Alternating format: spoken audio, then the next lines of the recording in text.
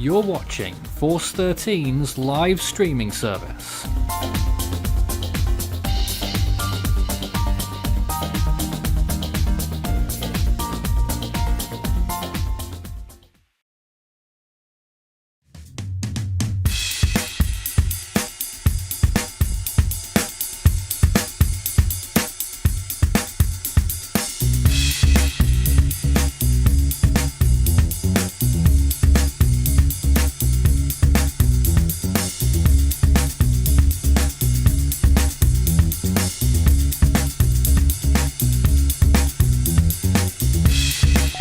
Typhoon Hinnamnor, a powerful and impressive and enormous Category 3 typhoon, on approach to South Korea this early morning local time. It's just after 7 AM in Japan. The storm is actually a little bit closer to China right now in terms of its western band. But it's headed mainly for the southern coast of South Korea, although the island of Kyushu will still be quite highly involved in the storm's impacts as well. Landfall, if it makes one, is expected late this evening local time, so it's on the same day now. It's less than 24 hours away, around about 18 hours or so before we get the final approach to landfall. It's not the only storm that's active around the world. We'll cover them in more detail in our Tropical Weather Bulletin hour, which starts at 9 AM Japan. And obviously we've got a lot to pick through with Typhoon Hinnamnor, which came back from its poor stature south of the Ryukyu Islands and is back on form as a Category 3 storm, and pressure suggestions, I think there are from observations suggesting that they are as low as 927 millibars right now inside this storm. A pressure that you would not expect from a storm of only a Category 3, but that's really a testament to the storm's size more than anything else. Also, right now we have a live feed from South Korea. This is from Jeju Island right now with some audio. Can't tell whether it's real or fake yet, but it certainly gives you the feel for it. Sounds very windy. I'm not sure whether that's actually true. I'm also joined by my team on this hour of coverage. We have got with us Christian, Parry1, Jose and Marlene. Let's start with Christian, because you're probably the most prominent person here and has been tracking the storm several nights through our live coverage. What do you make of the storm today? Well, what can I say really? It's back up to major status after God knows what happened to it earlier. So it's quickly redeveloping. And basically, yeah, we've got our internal analyst team who've put out an intermediate fix. Excuse me. I don't know if you want me to read that out or not. Well, yeah, of course the wind-pressure relationship is going to raise eyebrows as soon as it's mentioned, so it's going to be a good thing to read out the reasoning. Absolutely, yes. Just tell me when to go, really. No, go ahead. Oh, go ahead. Okay, so without further ado, with jet interaction ongoing, favourable conditions are expected to maintain until later this evening, going into September 5th. Pressure will likely drop as being forced by the divergence or maintain if weakening process of an IWAL replacement cycle begins. Weakening and extratropical transition, I can't speak tonight, is expected to occur after the evening as shear increases and the jet interaction continues, and is expected to become extratropical after 36 to 48 hours, with hurricane force strength still likely. As internal process continues, it is also expected to accelerate and turn from north to northeast, passing through the Korea Strait.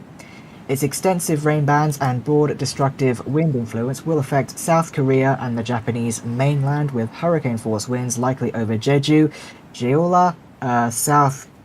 How do you pronounce that? Gyeongsang? Ulsan and Busan in South Korea, as well as Kyushu and Shigoku prefectures in Japan. A landfall over Jeju and or South Gyeongsang and Busan cannot be ruled out in the uncertainty cone. Despite weakening since the evening, its deep pressure and broad influence is expected to bring phenomenal storm surge and waves, as well as torrential rainfall that will last for 1 or 2 more days. The scene will be tough later today, hence interests in the South Korea and Japan must watch the system very closely. Stay indoors and stop all water activities. Evacuate to elevated areas and stay away from low-lying areas and places near slopes which are flood or landslide prone. Thank you for that. Send in your questions whilst we're on the air as well. We'll be taking those all throughout our stream today. On our screen right now is the Jtwc forecast cone, and they are calling for slight strengthening. As a matter of fact, they put it at 110 knots right now, which is 125 miles per hour. Be keen to...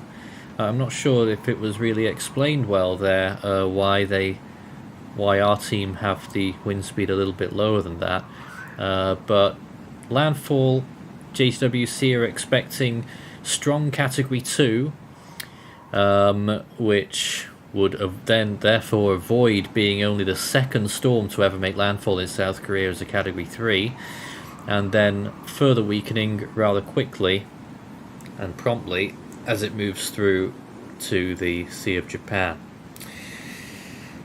So a lot to discuss regarding the storm today. We saw on some satellite imagery just then as well, and there it is once again, the enormity of this typhoon right now, and you can see that bands on the northern side are being shoved and pushed away towards the north and still producing very high amounts of rain over some parts of South Korea right now, which is why we're concerned about the rainfall totals that could exceed 300 millimeters in parts of South Korea. We are looking at further rain even in the southern Ryukyu Islands still. We could be looking at another 5 inches, which is 125 millimeters. And for parts of the rest of Japan, rainfall's probably not going to be too severe except on the western peripheries. China isn't going to be too bad. They might get some storm conditions on the very eastern islands, but most of China should be fine, with maximum rain totals probably of about, I think it was about 50 millimeters. So we'll be here to discuss every twist and turn of this storm, although admittedly there is a lot less twisting and turning going on at this point. Its track is becoming more straightforward. It's just exactly where it's going to strike its curvature. Currently it's 6 degrees in heading, so it's pretty much north and currently moving at 10 miles per hour. Some thoughts right now in the comments and questions indeed. Was the GFS right about Hinnomnor doing a Fujita effect? I think you might mean a Fujiwara effect, or I'm not sure what you might be referring to there. I mean, Fujita refers to tornadoes, and I've not heard anything about that. The Fujiwaring it did previously with Tropical Depression 13W, that's long gone. So I'm not sure what else you might be referring to there. Could Hinnamnor be a high-end Category 4 typhoon before weakening? It's not going to do that. Sea surface temperatures are high, but they're not as high as they were previously, and the storm's enormous size will mean that strengthening will be slower. I think it could only strengthen maybe 5 more miles per hour before it starts weakening. Perry says, I think Jeju will be hit by a Category 3. And you are in our chat, in our live room right now as well, if you wanted to say that in person. And that's all we have so far. So, this is a very powerful storm, very big in size, several hundreds of miles. Just another question there about its eye temperature as well. That's a good question. I've not had the chance to check recently, but I'll see if I can take a little look for you now.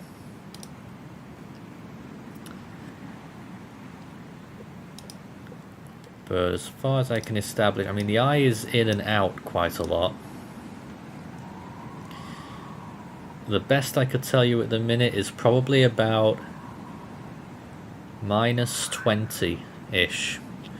But it could be deeper than that. It might just be poor resolution on the satellite.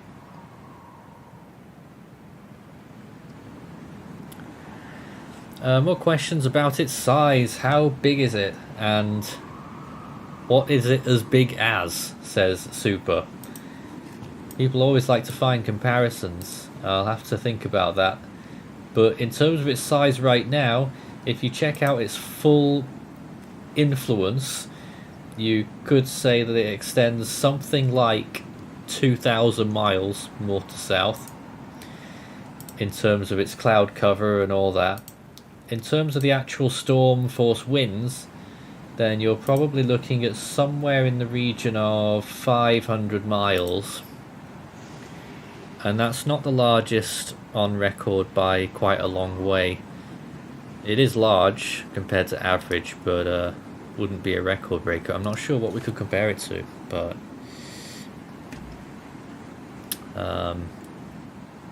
there we go.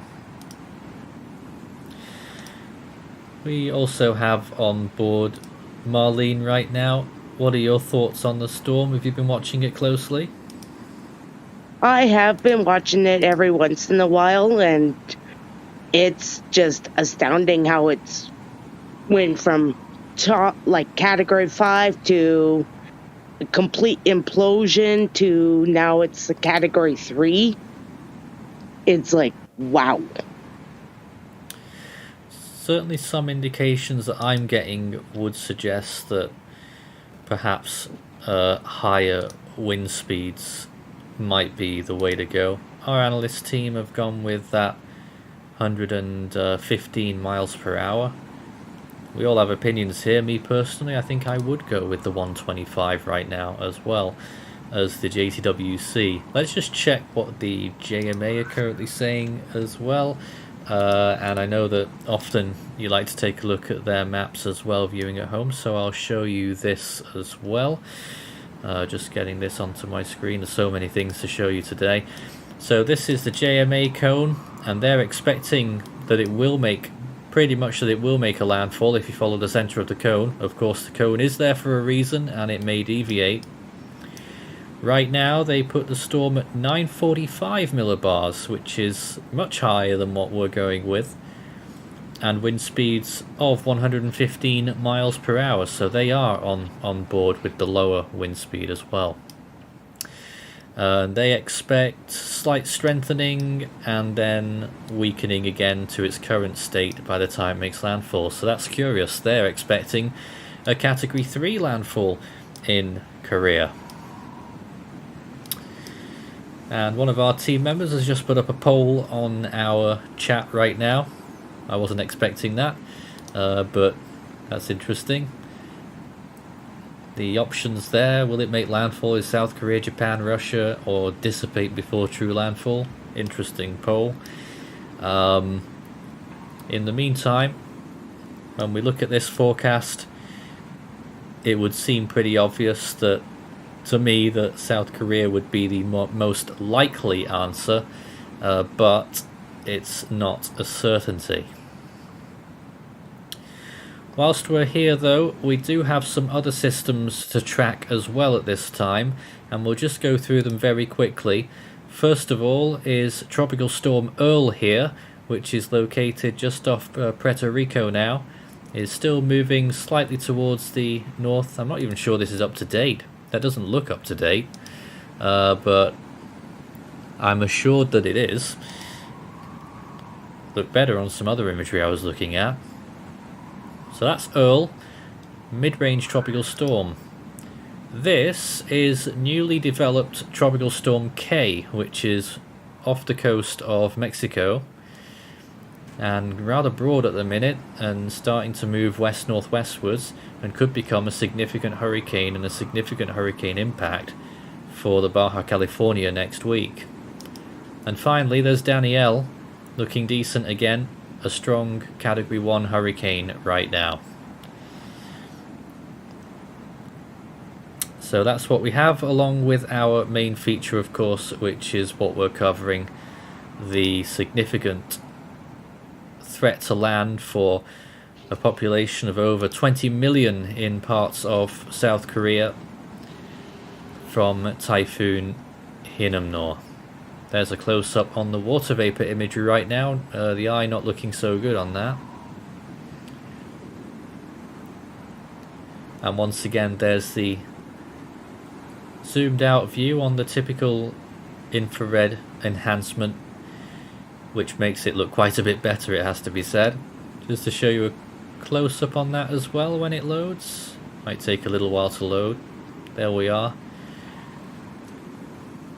Might look good on that imagery, but the eye is shallow and variable. So I would just say that it's not as good, not quite as good as it looks there. We also have visible imagery from the floater, the rapid scan geocolor. And there's its appearance this morning, very much a clouded eye. You can see on the visible frames there. Cloud cover, most of the significant cloud cover is not quite reached China. It's all on the eastern side, southern and northern particularly. And so these big threats that we've been talking about remain. Let's see if we can check the usual RAM imagery that we look at and see what we can see. Trying to get this one to load. Well, there's something. Oh, there it is. Storm looking good there as well, until the more recent frames where it's not looked quite as good. Or has it? Just trying to figure that out. It's established the red ring as the eye got shallower actually, so I would say it stayed the same since earlier on.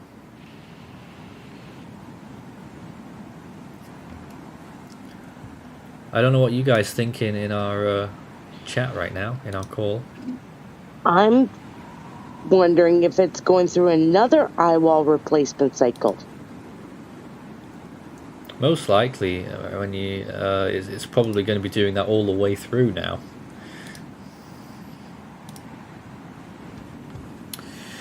And the sound in the background is sounds from South Korea right now, although I'm not sure it's actually real sound, but it gives you a feel of what might be occurring there now or later. And you can check out the view in Jeju right now. Here it is. And to be honest with you, it's still looking fairly calm. Those clouds visible are due to the typhoon. And the clouds up there are moving quite quickly, so there's certainly winds aloft. But on the ground it's looking rather calm, just for the time being. This picture will change quite a lot, and quite quickly, in the next 18 hours. I think it's just raining there as well right now.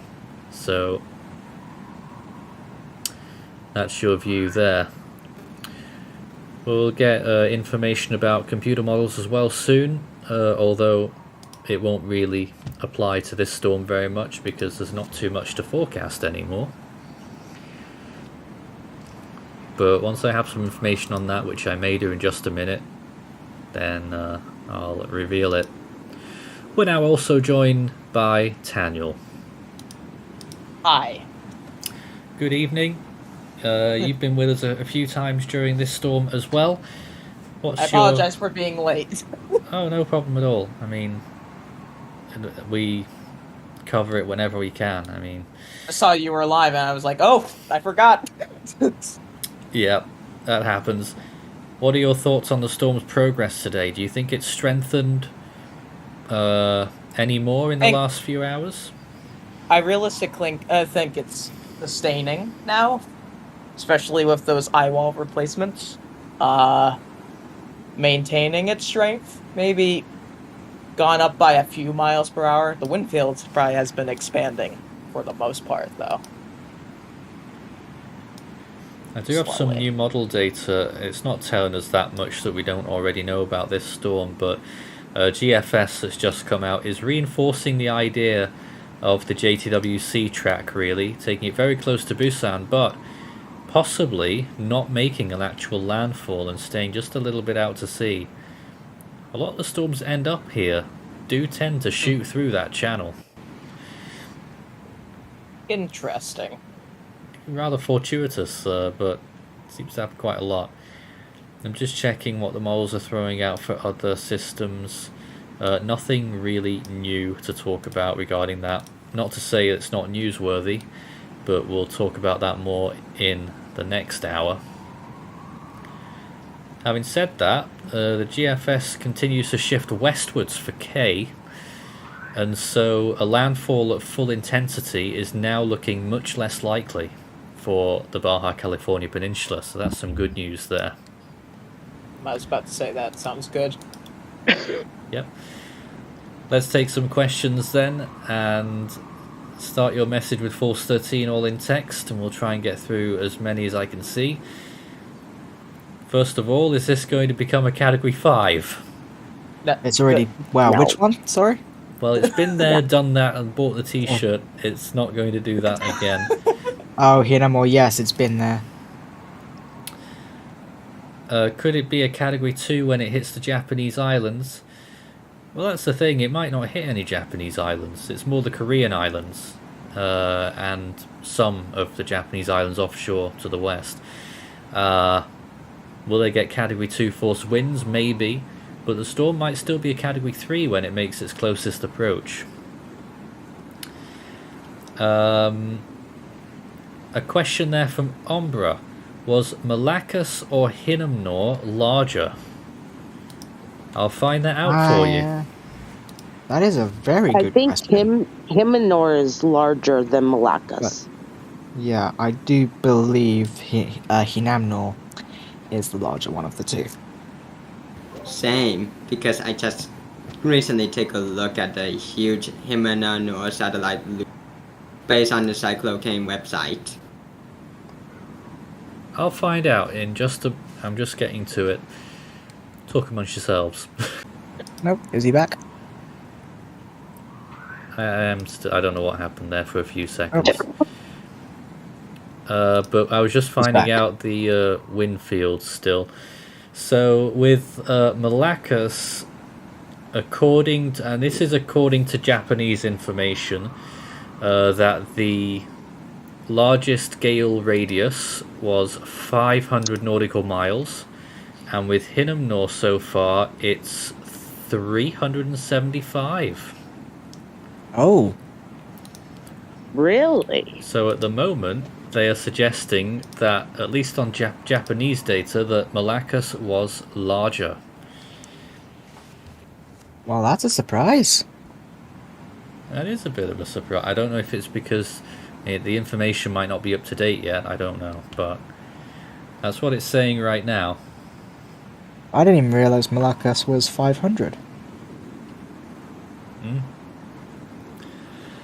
Forest Begonia says, I know it seems off topic, but what do you think about the East Pacific going above average right now? Well, you say that. It was above average for a long time in ACE, but it's actually just slipped down to 96%, meaning it's just gone below average.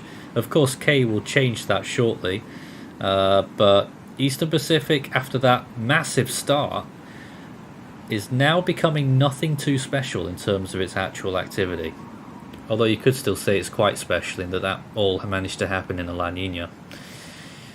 Yeah, absolutely. It took everyone by surprise. Altony Bronze says, did Taiwan get rain from Hinnomnor? I'm sure it did. I don't know what the actual rain values were, but we were forecasting at least 12 inches, 300 millimeters. So I don't know on that one.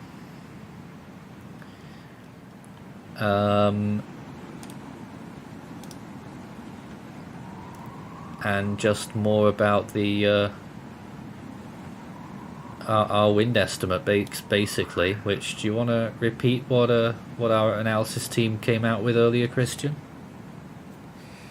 Sure. I can repeat the little short forecast section. Of course. I mean, people come in and out, so. Yeah. So once again, with jet interaction ongoing, favorable conditions, I still can't speak, are expected to maintain until later this evening going into the 5th of September. Pressure will likely drop as being forced by the divergence, or maintain if weakening process of an eye-wall replacement cycle begins. Weakening and extratropical transition is expected to occur after the evening as shear increases and the jet interaction continues. It is expected to become extratropical after 36 to 48 hours, with hurricane force strength still likely. As internal process continues, it is also expected to accelerate and turn from north to northeast, passing through the Korea Strait.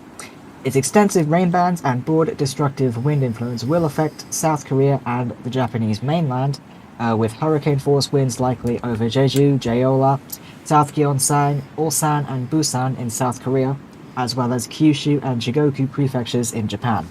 A landfall over Jeju and or South Gyeongsang or Busan cannot be ruled out in the uncertainty cone. Despite weakening since the evening, its deep pressure and broad influence is expected to bring phenomenal storm surge and waves, as well as torrential rainfall that will last for 1 or 2 more days.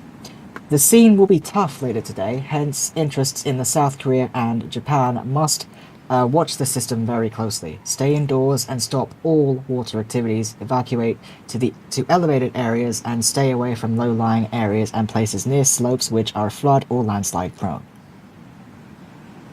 And there's going to be a lot of those areas. Absolutely, there is. Again, if people are curious about the low pressure, they do have a paragraph on that as well. Oh right, yeah, but that's what we're most interested in, I think. Yeah, instead of the short forecast. So should I go ahead and read that out as well? Please. Or torture him. All right. Well, so important. an update. So yeah, it is very important. Basically, our internal team made an intermediate fix at 2100 UTC, and their reasoning for that: an update fix is made in response to new data from station 58599, reporting 928 millibars MSLP with 8 meters a second winds near the eye, with calm winds. That's what it says. The wind data from that is unfortunately unreliable due to a blocking issue. In addition, the South Eyewall is also unsampled, with the station currently losing connection. Hence, the estimate continues to follow the consensus of subjective and objective satellite estimates, such as Dvorak, ADT, AIDT, and SATCON, which they all yield 100 to 106 knots. Radar and recent microwave passes also suggest a concentric eyewall structure developed with the outer eyewall finally coming together. A 911 Zulu SAR pass agreed a secondary wind maxima exists with typical 60 to 70% of inner eyewall's intensity. Its gigantic rain bands with significant wind radii meets a small inner eyewall plus a concentric eyewall structure is likely, why current known wind pressure relationships such as CKZ, SATCON, MSLP, and even empirical AH77 become ineffective in estimating Hinnomnor's pressure. For instance, Hinnomnor deviates the CKZ result by roughly 15 to 20 millibars with respect to 100 knots. The intensity estimate's uncertainty after the stalling of Hinnomnor is high, with the attribution of notably low wind pressure relationship and incomplete coverage in both wind or pressure data from in situ stations at certain timestamps. Further adjustment to the overall wind and pressure trend of Hinnamnor will be conducted, especially after the stalling stage where the wind-pressure relationship has gone less predictable. Certainly has, and very skewed. I think it was a byproduct that was going to be expected by this storm when you take into account its size and its previous strength, I suppose. Absolutely. Our helper in the chat, Moment of Lovely, talking about some of the reports in Taiwan about rainfall yesterday. The Hsinchu was 92.5 millimeters. Yushan was 183.5, and that was the maximum in any city in Taiwan. I assume that was still just yesterday. A lot of it would have happened prior to that. We're also looking at Japanese radar on our screen, and you can see some of the areas that are getting lashed with the highest rain rates. The Amami Islands just got 1-2 little bits there, but it's mainly possibly the Goto Islands as well.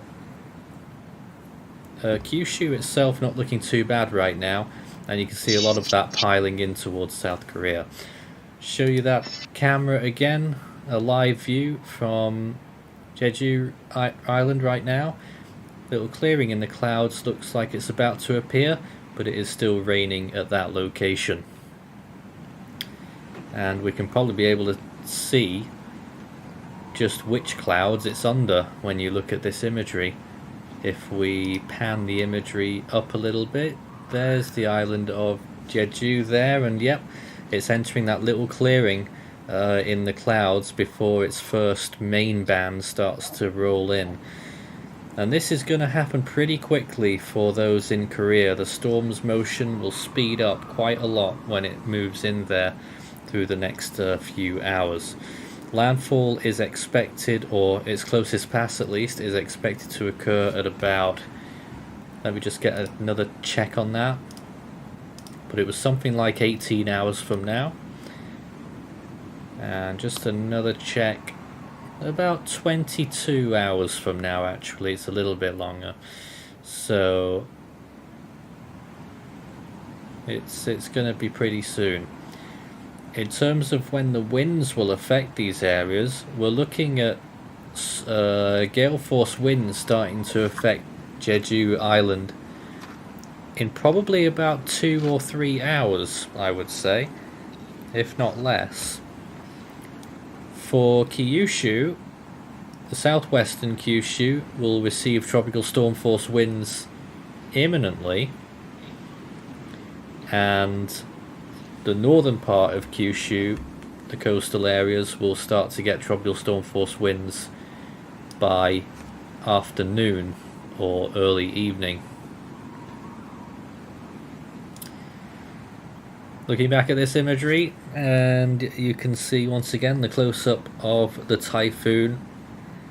This central core is approximately 80 miles wide, 120 to 125 kilometers.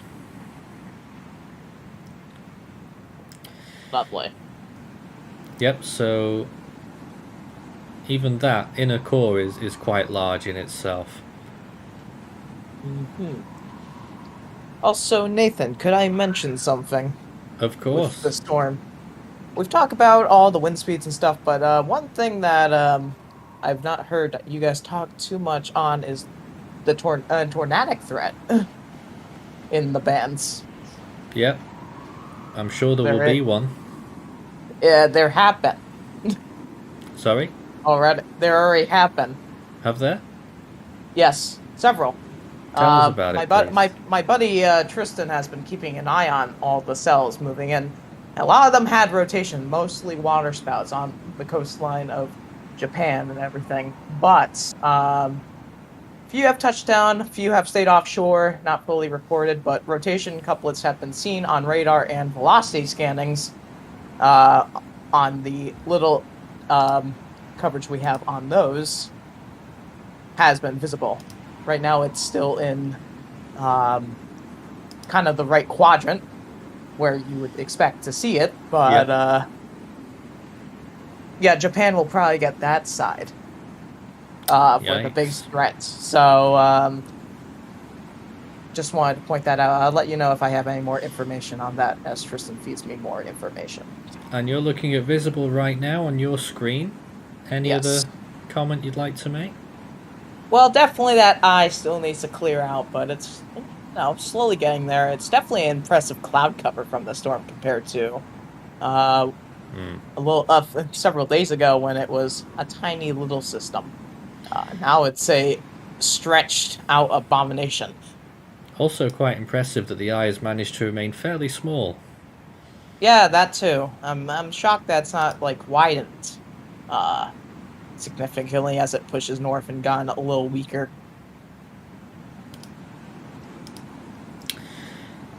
Do you think that might help it in maintaining its strength? It might, if it gets any smaller, which it might. That also means it's trying to still intensify. However, with it slowly going northward into colder water, I think it's gonna still maintain strength of that Cat 3 status. But who knows? We might see a higher end Cat 3 on the fringe of Cat 4. Possible. Briefly. I don't think so at this point. Who knows? Storms can pull the funny. No, I don't think it will. I think we're I'd say seeing... probably more medium of Cat 3 is realistic, though.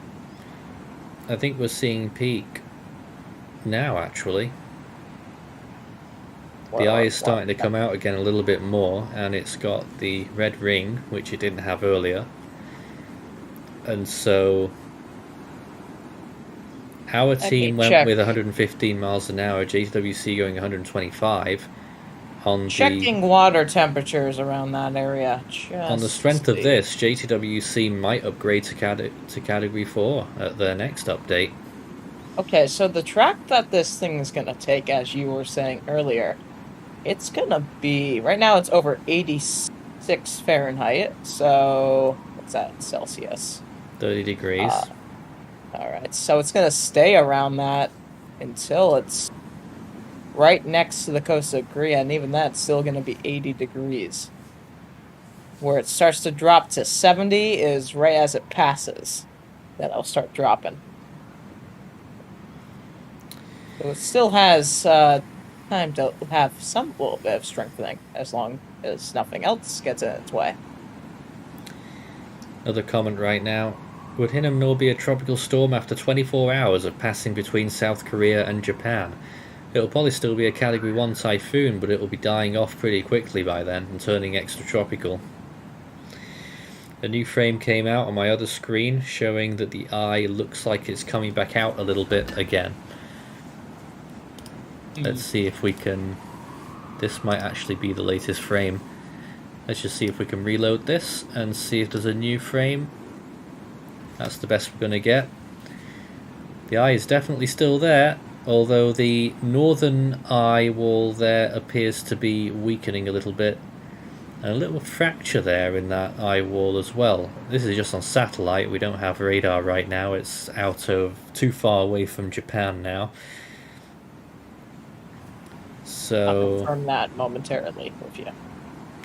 Of course, radar will probably say something completely different by this point because it's got multiple eye walls from all of the time it's spent out there now.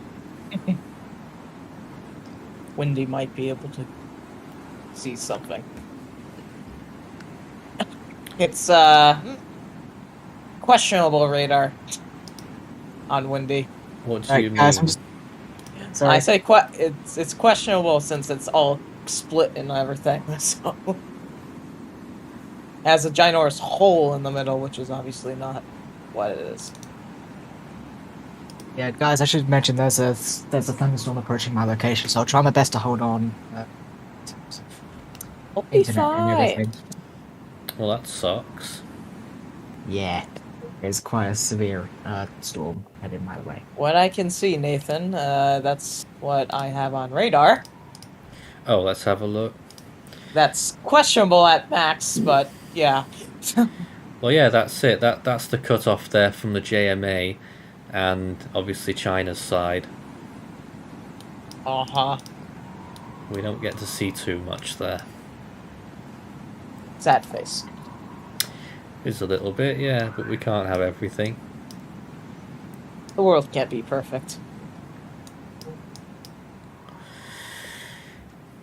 So this continues to be the main feature, and has been the main feature of all of our coverage for days and days now. It's been code red on our TCO scale, which basically defines how we operate. 6 days running. Last time that happened was during Goni in October/November 2020. Quite a while ago, absolutely, yeah. Well, when that happened for 11 days straight. Oh, yeah, that was... I just joined you by then, didn't I? Yes. Fun times.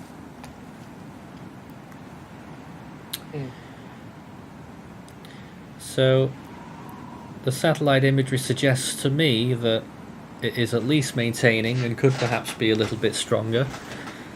Having looked at the data, I personally support the Jtwc stance in that it's 125 miles per hour.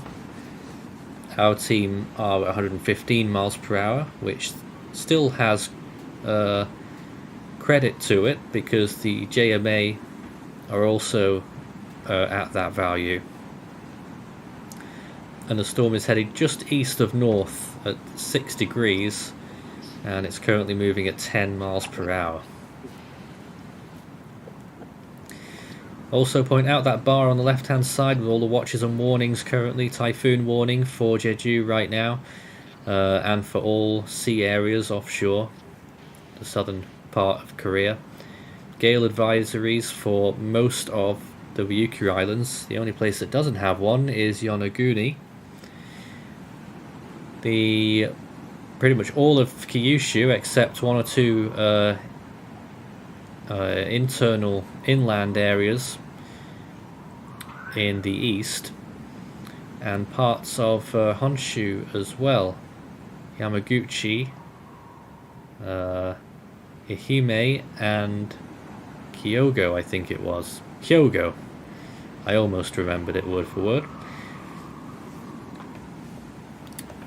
So a dangerous situation is continuing to develop, and this is going to be our second last stream before the storm makes its closest pass to Korea. We'll be streaming live when it is actually making its closest pass during the course of tomorrow, our time here, but it will be late tonight or early hours of tomorrow morning local time.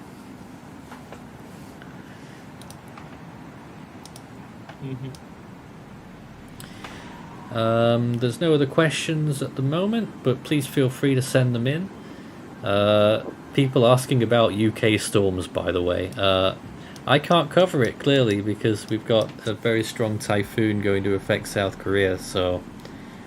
I mean, if you're... Whoa, yeah. As of now, in my location in the UK, we're getting affected by some pretty strong lightning at the minute. But this isn't what the stream's about.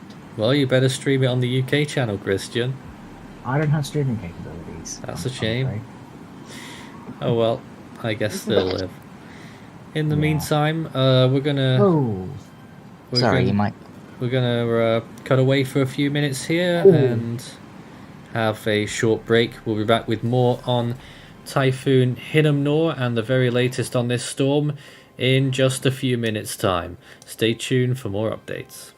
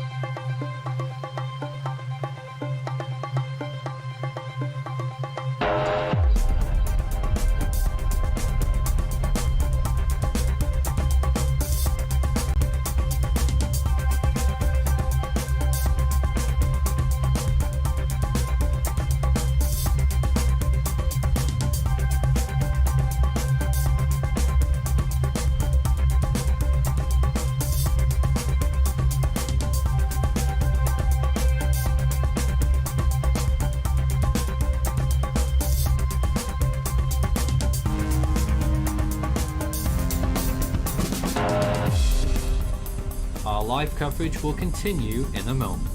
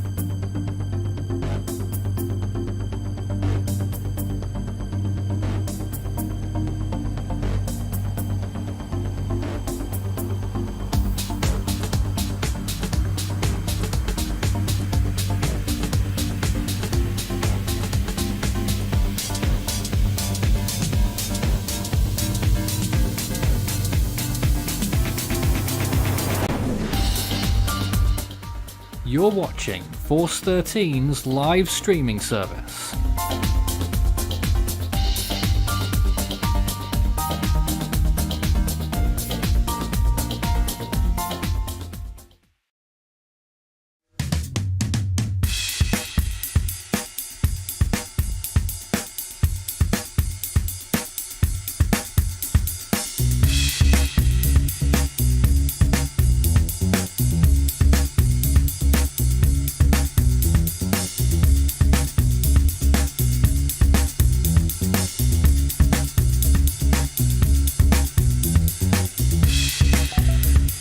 Latest on Typhoon Hinnamnor, we watch every satellite frame as it comes in to try and establish whether the storm is intensifying, whether its movement is shifting, and goodness knows what else regarding the storm right now. From what I can see, it would appear that the western side or the northern side might have weakened a tad after it blew up earlier. The eye is becoming a little bit clearer again on satellite imagery. It's clouded over. But either way, all of this doesn't really mean much in the grand scheme of things. It is piling towards the Korean peninsula and is expected to make a close pass or an actual landfall there late tonight local time. Current time in Japan right now is 8 AM. On the universal clock it's 11 PM. We also have other storms active right now, but first let's introduce my team. I'm here in the studio. My name is Nathan Foy, and I'm joined by several people right now. With us we have Danielle, Perry, and Marlene. Hello once again to all of you. Hello. So, with the situation changing hour by hour, new frame there on our imagery there showing that the eye is becoming clearer again, but the northwestern eye wall is just shifting back again. And usually this kind of thing does happen with eyes and eye walls and the whole structure. Usually you can't get both at the same time. You either get a strengthening, well, I say strengthening, but it's really just an indication, a growing of the cloud tops corresponding with a shrinking or removal of the eye, or a growing eye or an increasingly clear sky eye at the expense of the high cloud tops around it. Usually you don't get it where they're both in full sync. It's usually one in return for the other.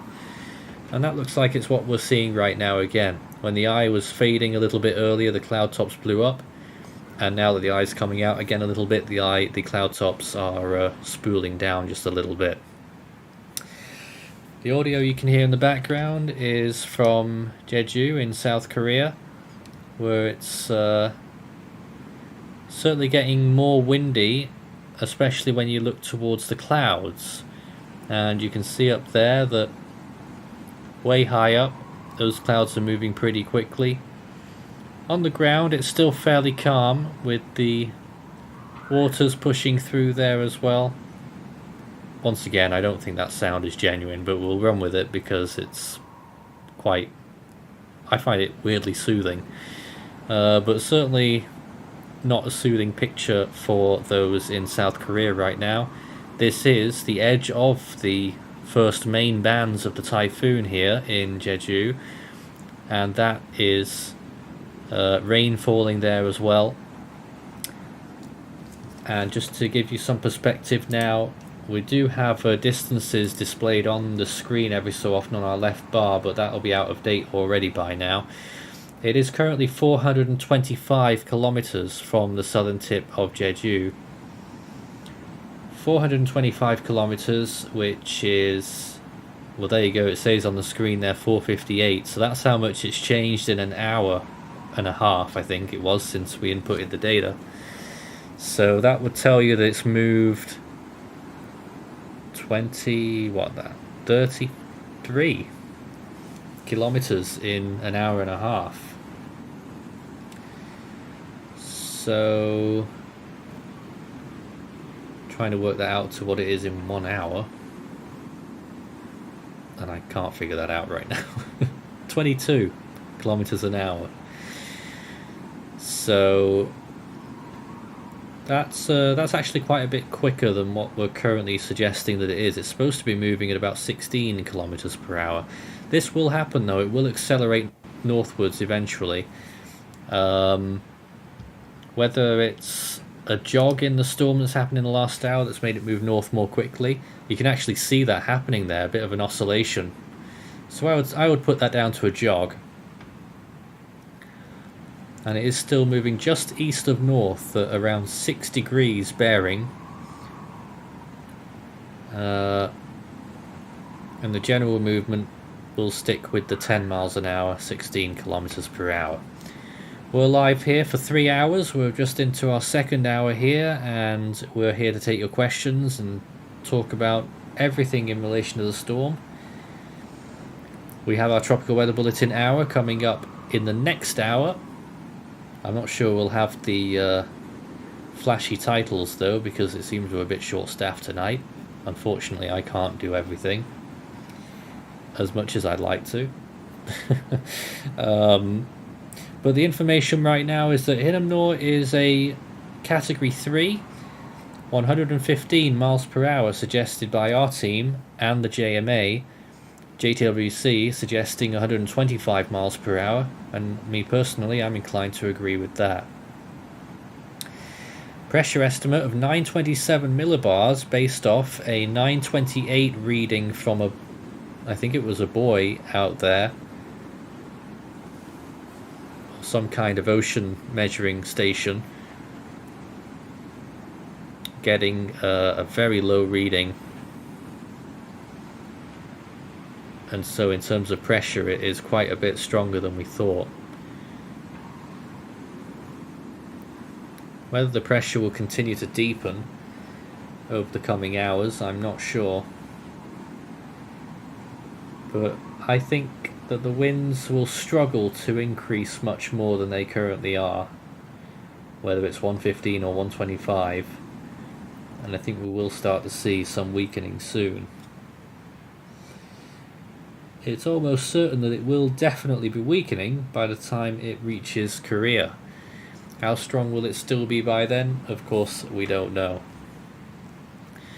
Just to give you some history, as I often do, being the resident historian as well as everything else, only one other storm has struck South Korea as a Category 3, and that was Typhoon Sarah in 1959. This storm shouldn't do that. It will probably be a Category 2 by the time it makes its closest approach. Even then, it might not make a landfall. But I know that people really look and hype up the prospect of landfall as opposed to a close pass because it sounds more ominous. But really, they can be just as bad without making landfall at all. Sometimes even worse. So I wouldn't put much stock into the word landfall. This is the Jtwc's forecast cone suggesting that the storm will clip the southeastern tip of Korea there as a strong Category 2 and then move on out towards the coast of Russia where it will weaken to a tropical storm. Probably extratropical by then as well. So this movement to the northeast will happen very soon and rather quickly, and we expect that its closest pass to Busan, for instance, is in approximately 21 hours. That of course would make it very late in the night / early morning for a potential landfall or its closest approach.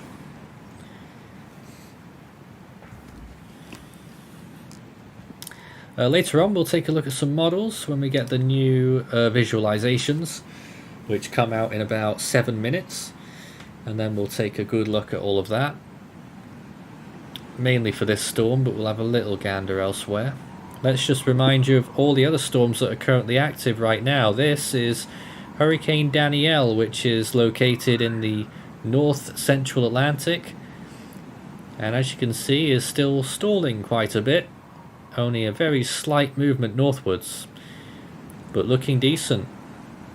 Category 1 will eventually move towards the northeast.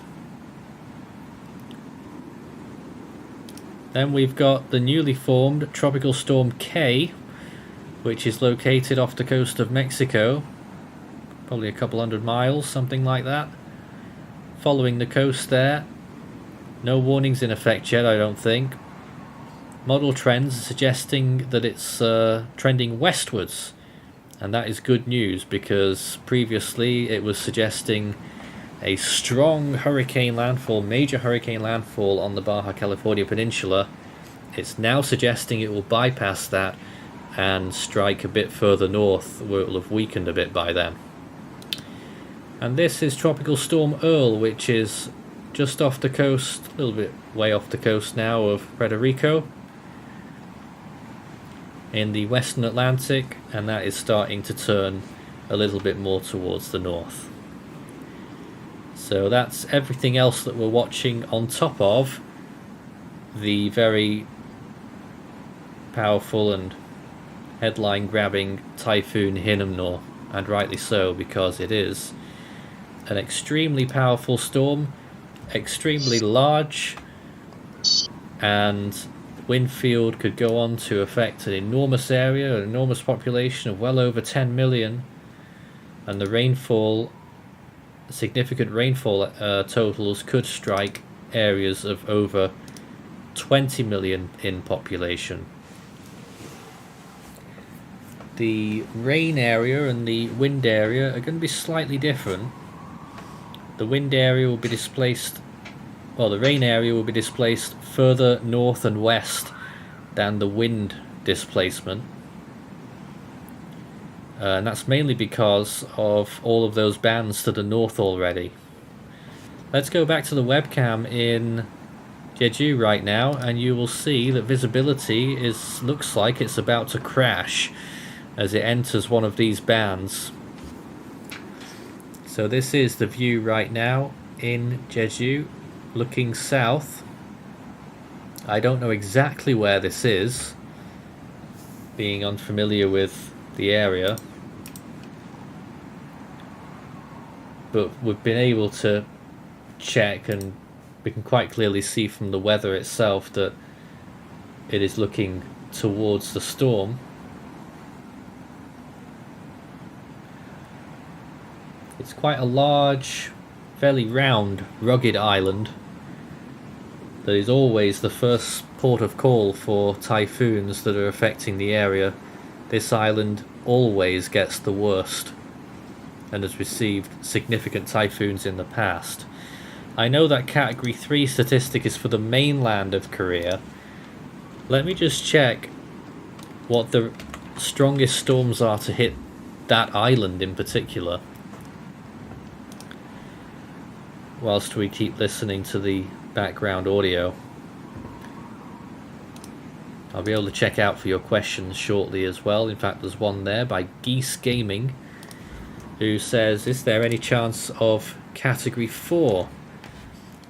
Well, if you follow the 115 mile per hour estimate, I would say no. But if you follow the 125 mile per hour estimate supported by Jtwc, I would say yes, it's possible. Because I think it can increase another 5 miles an hour. Funny enough, I've always mentioned these strong typhoons hitting Jeju, but actually I've been mistaken, because the strongest typhoon landfall on the island was only a Category 1. That said, there were much stronger storms that moved just east of there, Sarah included, which passed just east as a Category 4 still at that point, on its way to its Category 3 landfall on the mainland. There was another one as well I'm just trying to pick out here.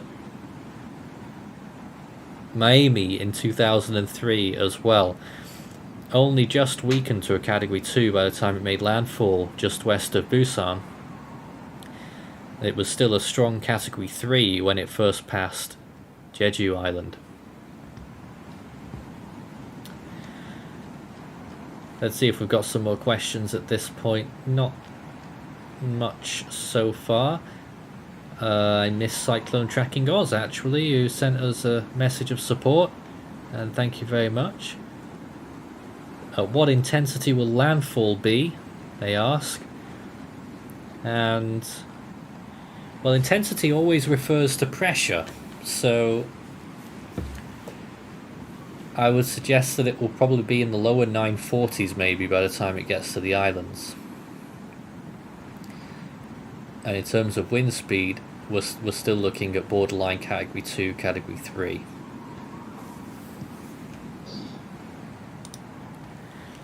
I don't know if anyone wants to say anything just now in our chat here, but the floor's open.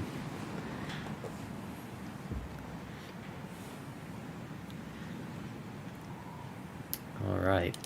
Yeah, looking at the satellite, it looks almost like it's going to landfall on Jeju Island, not just skip it or skim it. Maybe, although it's still some distance away. That curve would have to happen soon though, I suppose. I mean, right now it is going... let me just load up the Jtwc map again in one of my own tabs here. Just looking at this privately. and see if the storm might be deviating west from their cone. Just get a real-time position estimate right now, which is going to be something like 29.6 north, 124.9 east. So 29.6, 120. No, it is still on track right now, although it should be turning right now, basically, if it's going to stay on track. That's close.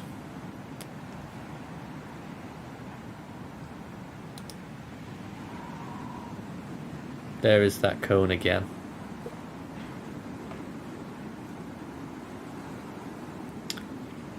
I'm sure that's changed slightly. But then, no, I don't think it has. But it's definitely a landfall that the Jtwc call for on their forecast cone.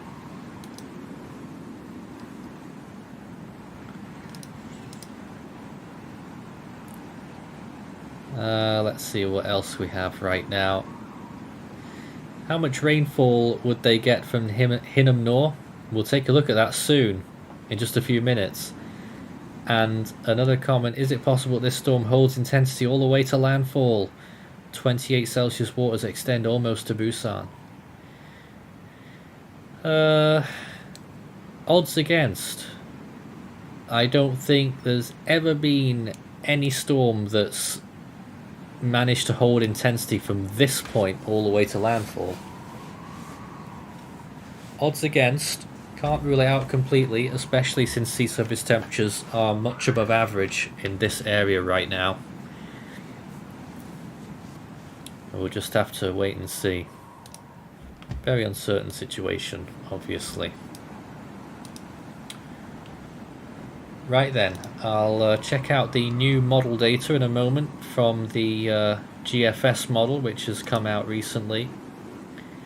And we'll be able to take a look at that together and see what's going on their 18Z run.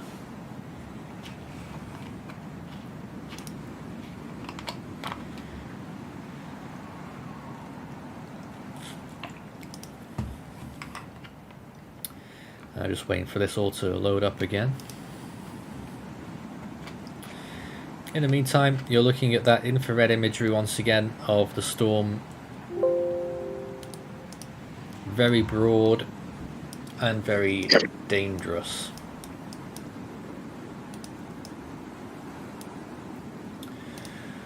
Right, just going to try and get up the new GFS images. And let's start with the opening image whilst the rest of it continues to load in.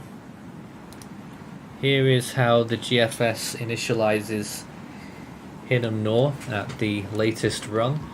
Let's see what wind they started off with. They are putting it at 105 miles an hour, which, you know, is quite low. So you might want to just infer and add a little bit onto that, because we know it's stronger. Very large there, the green areas of course being tropical storm force winds. Let's go through frame by frame. That's 3 hours, 6, 9, 12. And you can see how very impressive it looks. The typhoon winds looping back around. Let's just go back again. Looks like an expansion of the typhoon force winds approaching the coast of Korea. Typhoon force winds for Jeju at this point. And this is at, trying to get a timestamp on this, 2 AM Japan time. Not sure if Korea time is the same as Japan, which is why I keep saying that. So 2 AM, it's there. 5, 8 AM, so that's actually a daybreak landfall now. Potential landfall. Is it a landfall from the GFS model? Looks like it is. Call the landfall there, which is right on the edge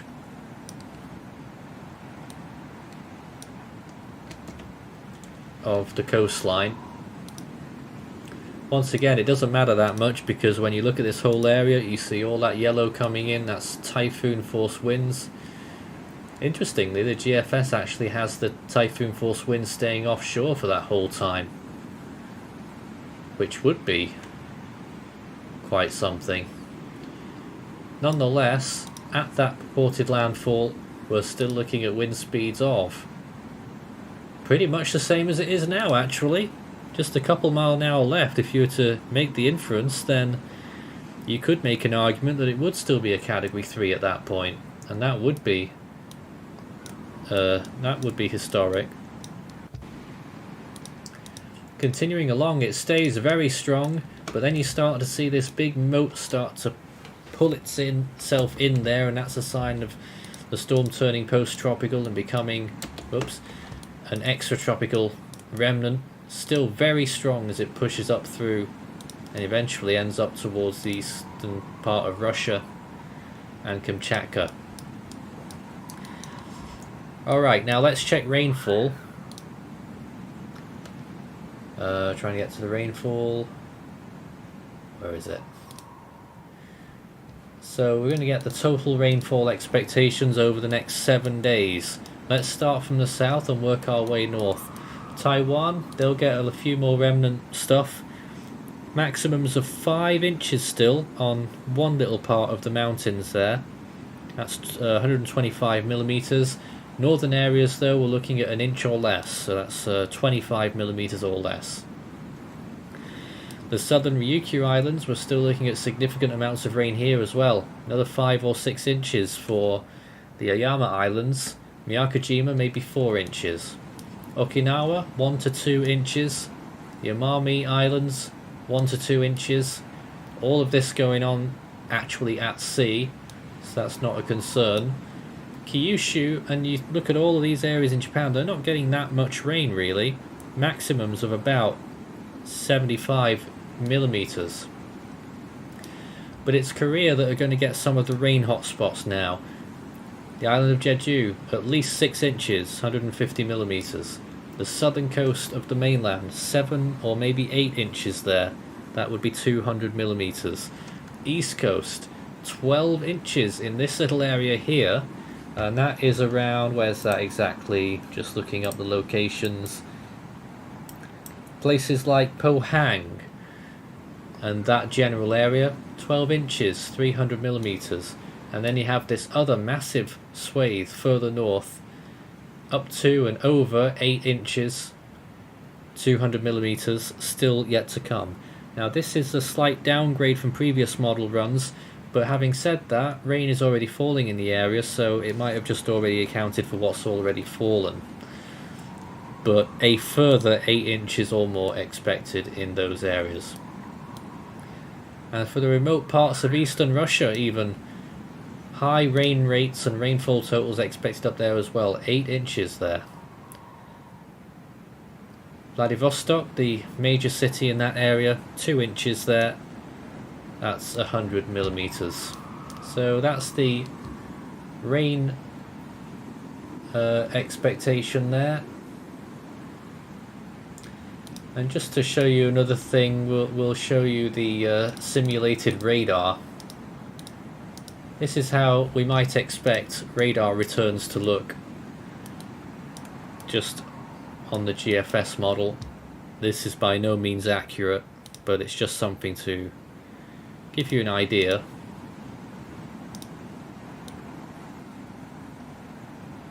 Still loading in just yet, but obviously you can see just how there's lots of rain in that whole area as the storm comes through. I'm just rolling it back and forward here as the frames build in. And then it starts to lose itself a little bit, gets contorted and swept up, and then off it goes. Loses its eye wall structure very quickly, but the eye wall holds on until well after its closest pass with South Korea there. Those rains remain very strong in a big plume, and then off it goes towards the higher latitudes. So that's what the models have right now. In the next hour, we'll take a look at everything that's going on around the world in the world of the GFS model at the 18Z Outlook. But in the meantime, that's all from there. Let's go back to some more images. Let's take a look at that webcam where the rain is drawing in even more now. This is live in Jeju, the southern part of the island, and the rain rate is increasing. We'll leave this running for a few minutes here.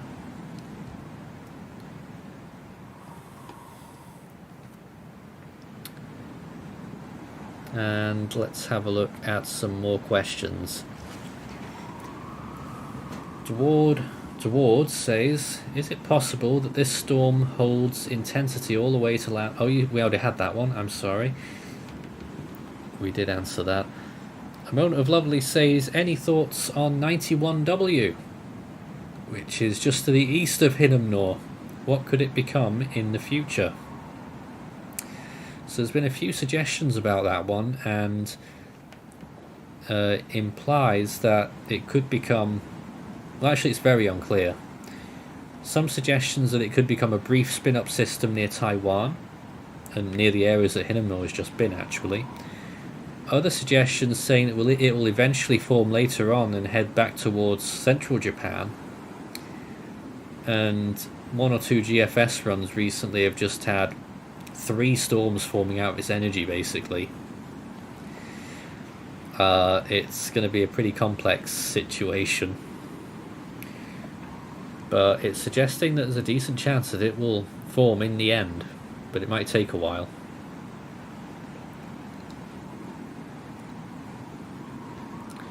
So when we were looking at the GFS model, that was WSV3. And another question there, do we have a graphic that shows us the wind field?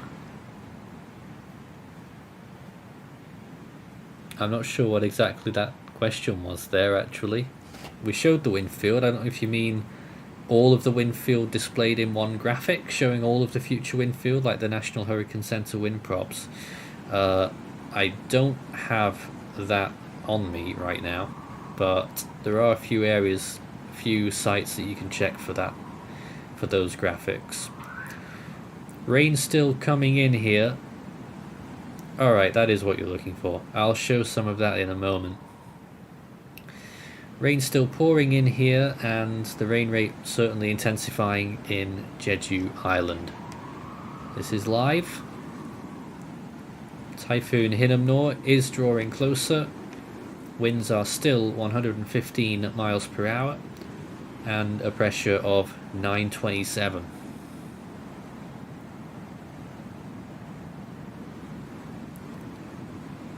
That was determined by our analysis team after a recent buoy reading of 928 millibars was detected. I didn't get an actual answer as why they've kept with 115 miles per hour, albeit. Jma are going with that. Jtwc going with 125, and that's what I happen to agree with at this moment. And I think this storm may have another 5 mile an hour of strengthening left in it. And just to let you know, we will be live again for the storm's closest pass to the southern part of Korea.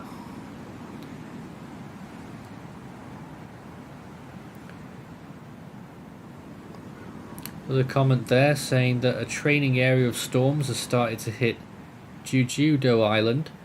Radar from South Korea shows 1 or 2 of those having supercell-like looks in the monitoring mesoscale. B. Carlos says, so far the Gulf of Mexico has been calm. When was the last time it has been like this? I'm having to think. Alright, I'll see if I can find an answer for you. First of all, I need to establish exactly how long has the Gulf of Mexico been calm for, and then find out how long it was since that last happened.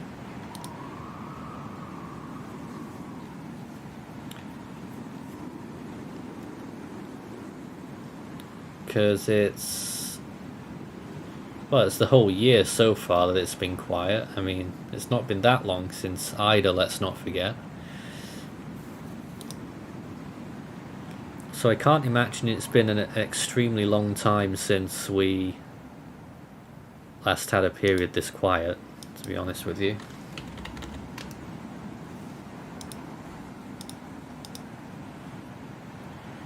But I'll do my due diligence.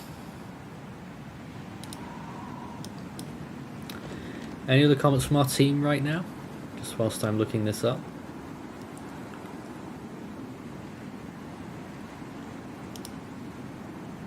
The team have gone radio silent. I mean, Marlene is still here. No one's turned up tonight, have they? Yeah, that happens. It is a long weekend. Certainly is.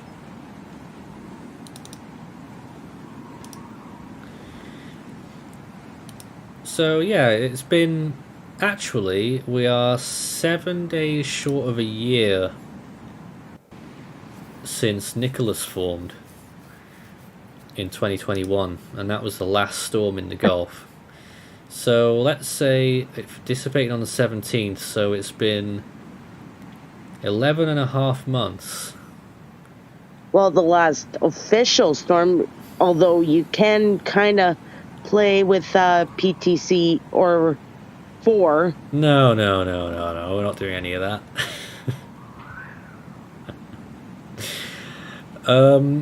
But it's a good question, because prior to that it has been a while, but I think the answer... No, actually, you raise a very good point. It has been a while since the Gulf of Mexico has been quiet for so long. It's been over 10 years. I'm just still looking through it.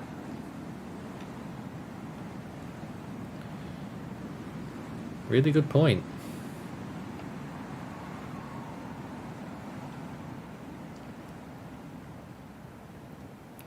Can't believe that.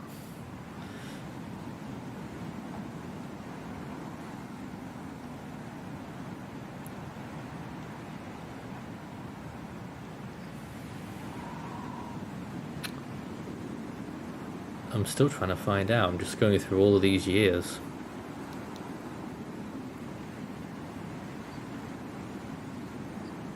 But yeah, that is actually baffling to me. I thought it would have been this quiet before, but actually, the more I keep digging...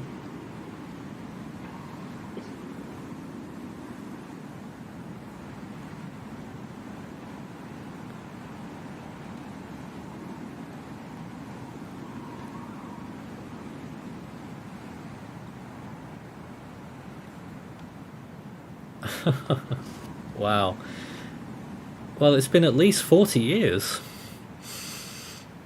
since we had a full year without a storm in the Gulf of Mexico. I can't believe that.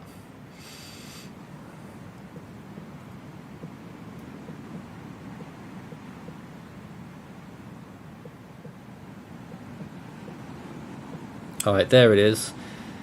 So it's the longest streak without a storm in the Gulf of Mexico since August 21st to 1976 to August 29th, 1977. So that's a year and 6 days.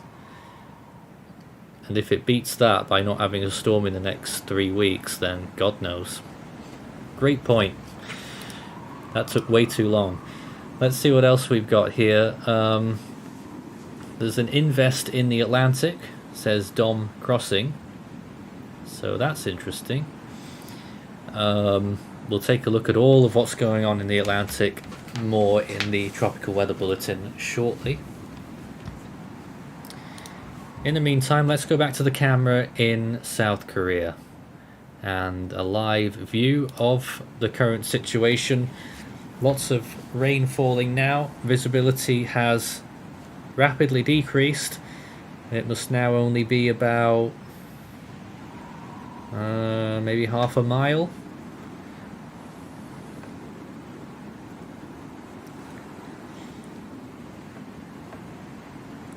And I should elaborate once again that this is not from the main core of the storm. This is just the first main outer band that's starting to affect this area. The center of the storm is still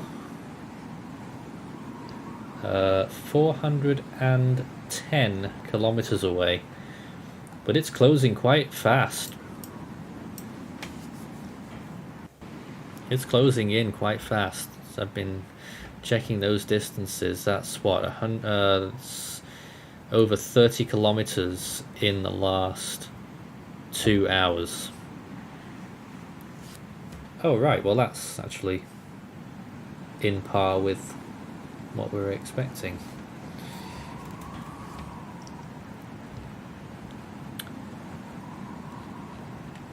Let's go back to some more imagery right now of the storm live. Let's see if we can show this one. Ah yes, there it is again, the close-up rapid scan imagery of the water vapor view. This is probably the best satellite tool, in my view, the best satellite enhancement to check out a storm's structure. It usually tells you a lot more than the Band 13. And still it's showing that we've got a intermittent eye, is what I might well call it here. And to be honest with you, on those very latest few minutes here, that looks like a westerly jog. Are you seeing this, Marlene? I am. Hold on. I was looking on a different website. I'm just gonna look on the YouTube channel because I can't see your screen otherwise. Yeah. That looks like a bit of a westerly jog to me, and at this stage, every westerly jog is going to be quite important. Absolutely. But yeah, I'm still looking at the track, and it's still showing the curve, and it's like, but the direction looking like it's more jogging towards direct landfall to Jeju. The curve has to happen, or indeed a northeastward turn has to happen as soon as it reaches 30 degrees north to keep in line with the Jtwc forecast, and that's still forecast to landfall, by the way. It is now at 29.7 degrees north. It has to turn within the next hour or two if it's going to stay online with that forecast, and if it doesn't, then we're looking at potentially a much worse situation. It's a shame I can't annotate on this map. I'd be able to show you where the storm is, but basically you see the last black typhoon marker there.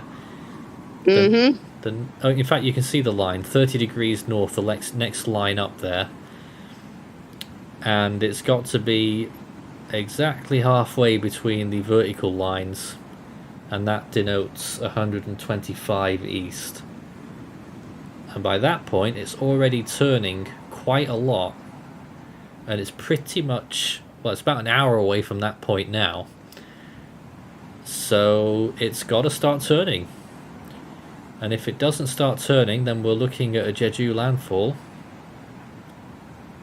and possibly even Southwest Korea landfall, which, when you look at that right now, you're getting from the 50 knot wind field to a 90 knot wind field, which makes a massive difference for that area. Indeed, some recent model returns are suggesting that the southwestern tip of Korea only has about a 30 to 40% chance of getting tropical storm force winds, which I can't fathom. I think it's going to be much higher than that, so I really hope the people are prepared. So, yeah, I don't know what else to say about that. Yeah, it's looking like it's jogging the wrong direction. Just a little bit. In fact, there it is now on the left-hand side of your screen, our left bar showing from model runs, those are chance of tropical storm force winds. And once it gets round to Korea, you can see it just drops off there around the southeastern tip. I think that is completely wrong.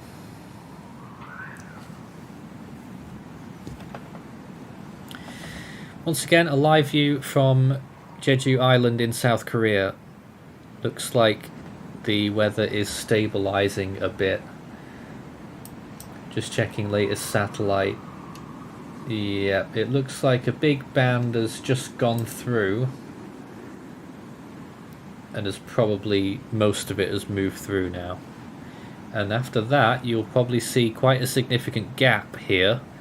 Indeed, you might see clear skies ahead for a while before the next big bit of the storm plows through, and that would be the sort of middle band. Well, to be honest, an inner band or outer eye wall, depending on how you see it. And then the actual inner eye wall, which contains the strongest winds and the very destructive typhoon conditions. I would suspect right now that winds here aren't any more than about 20 miles per hour.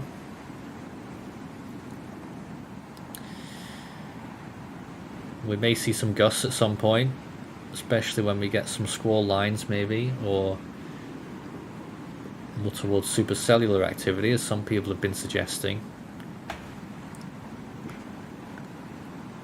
Either way, doesn't matter if it jogs or not, still the south coast of Korea is going to get a nasty storm surge either way. Even with the curve. Yes, it certainly is. Another comment, is it possible for tropical storm force winds in North Korea from Typhoon Hinnamnor? Very, very low chance. In fact, I think it is a 0% chance. Although the East Coast actually, it probably is non-zero.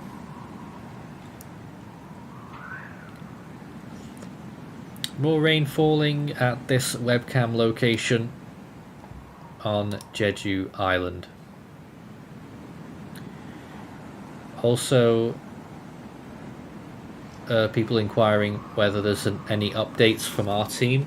No, they have just released a new fix 1 minute ago, and they're staying with 100 knots, which is 115 miles per hour, and a pressure of 927.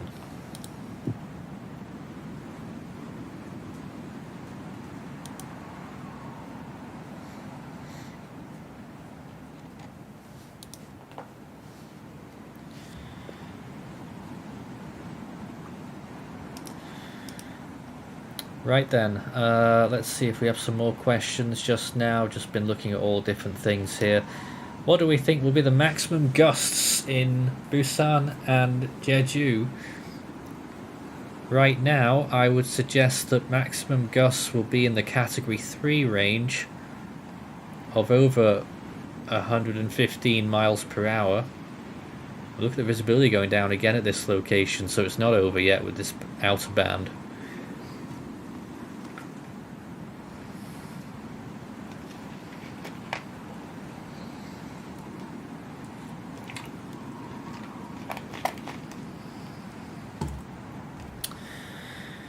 But still, the wind looks fairly calm at this location. Seas look normal.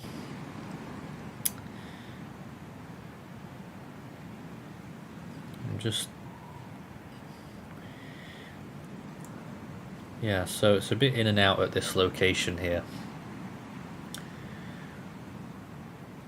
Another comment there, will Hinnomnor be racing northeast and have a big wind field by landfall? It will still be big. I don't think it will necessarily be bigger than it currently is. When you look at the Jtwc cone, you can see all of those wind fields, the radials there, and they aren't going to change very much. The typhoon wind field will actually shrink a little bit after its Korean landfall, but the rest of it will mainly stay the same. It is still a big wind field of diameter of about 400 miles or more.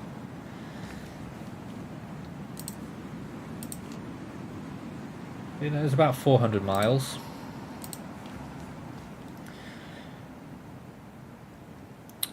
And it will then speed off towards the coast of eastern Russia.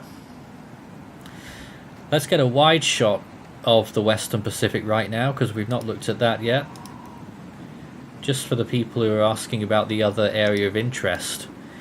And you can see it here on the screen on our view, wide view.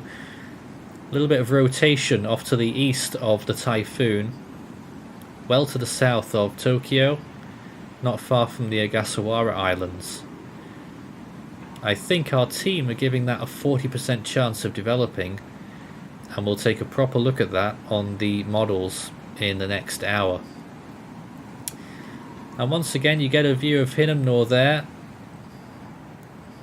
and it's stretching along its cloud cover from Luzon, the remnants of its old bands, and connecting with a front that's moving through Korea and delivering almost a perfect storm of rain there.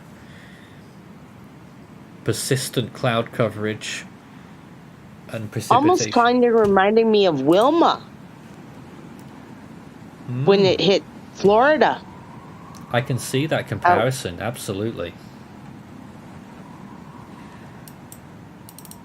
Just to give you an indication, estimated rainfall over Korea right now up to about, in some areas, about 20 to 25 millimeters per hour in a few isolated locations, mainly in the southwest.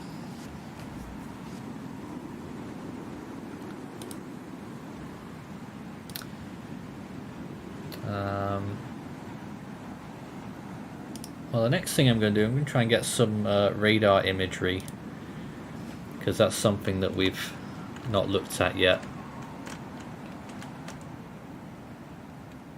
I had some radar imagery, but my screen's so small. I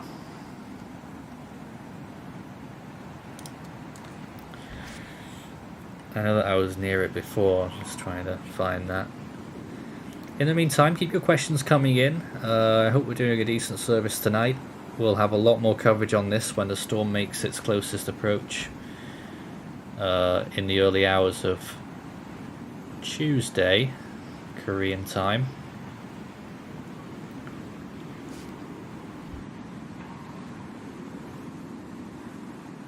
But yeah, it's important to get Korean radar right now. Let's see if I can get that for everyone here. We were looking at Japanese radar earlier, and you can still see a lot of that. I'll show you that in a moment.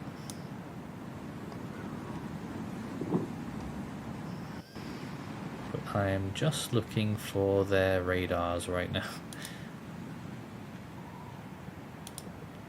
I'm getting there.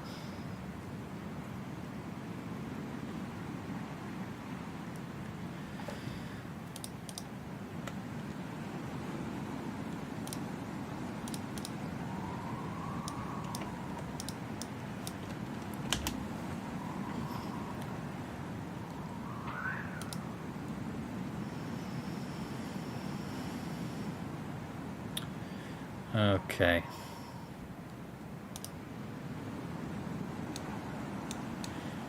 So this will give you a good idea of what's going on. This is this morning's radar returns from South Korea, all across there, and you can see just how it's looking now.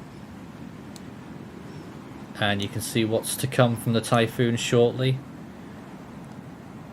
Can we zoom in on this? Yes.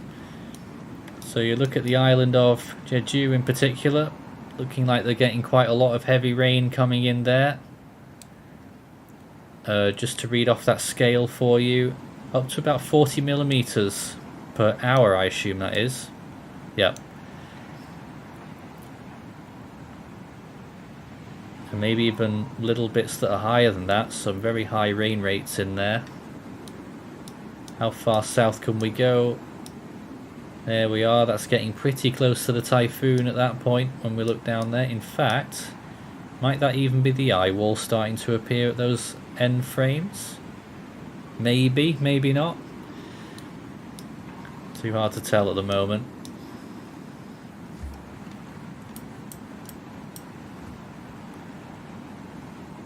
Try and figure out where it is in relation to Japan. I can probably tell you. No, that's not going to be the eye wall. That's probably hold on a minute. That's probably an outer eye wall there that's just starting to appear on that radar. The rest of Korea then, when you look at all of this area, just look at the enormous amounts of rain that are already occurring. And how displaced to the west they still are as well, these rain showers. When you look east, there's not much going on. Busan, not much rain there right now at all. And back to the Japanese radar, well, this is the main area right now. Just off Kyushu.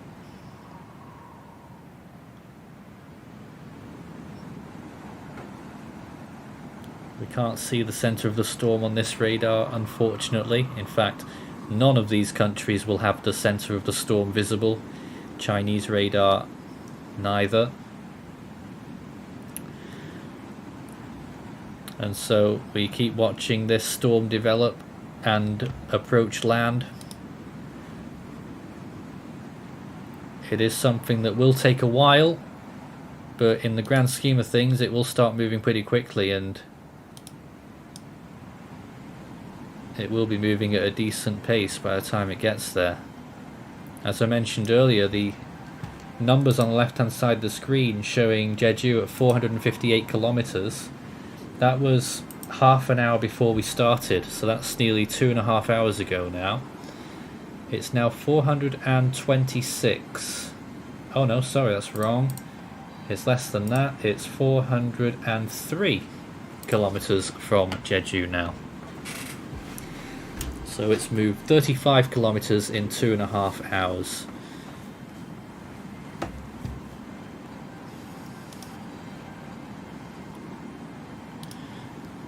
So the situation will get increasingly worse throughout the day. We're here for another hour after this with a live tropical weather bulletin, and then we will go off the air for a while. We'll still have our automated stream running all the way through this event, and then we will have landfall coverage or close pass coverage by the time we get to the nighttime hours when the storm rolls in. Stay tuned, our live tropical weather bulletin is next.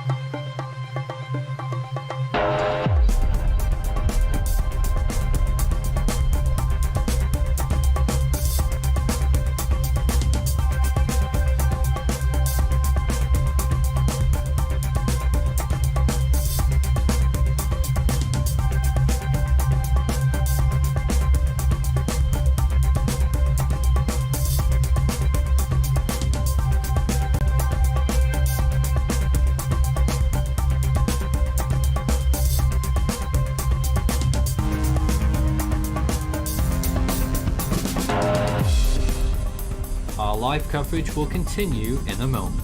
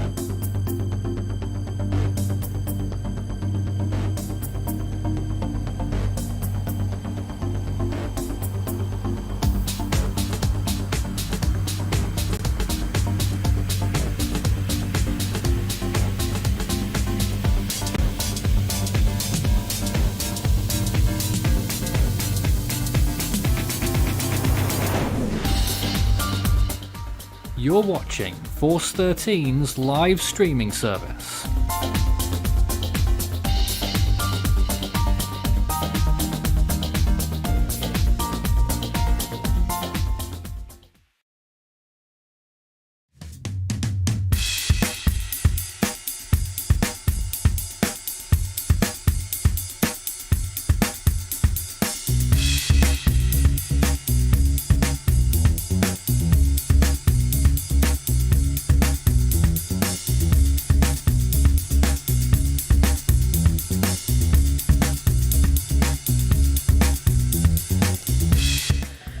Temporarily looking a little bit nicer there in South Korea, in Jeju, although still dark on the horizon with these rain bands moving through. This location is pretty much 400 kilometers away from the center of the typhoon.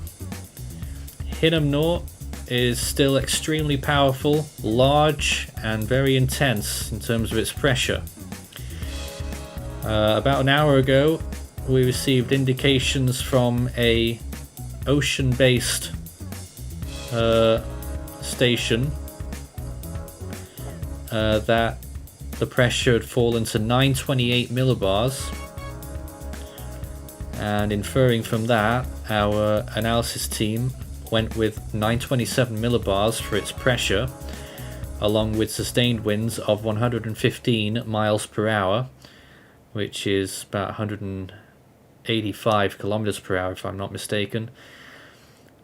And so that is what we're currently going with. Jtwc a little bit higher than that, going with 125 miles per hour on their current estimate, and I happen to agree with that as well.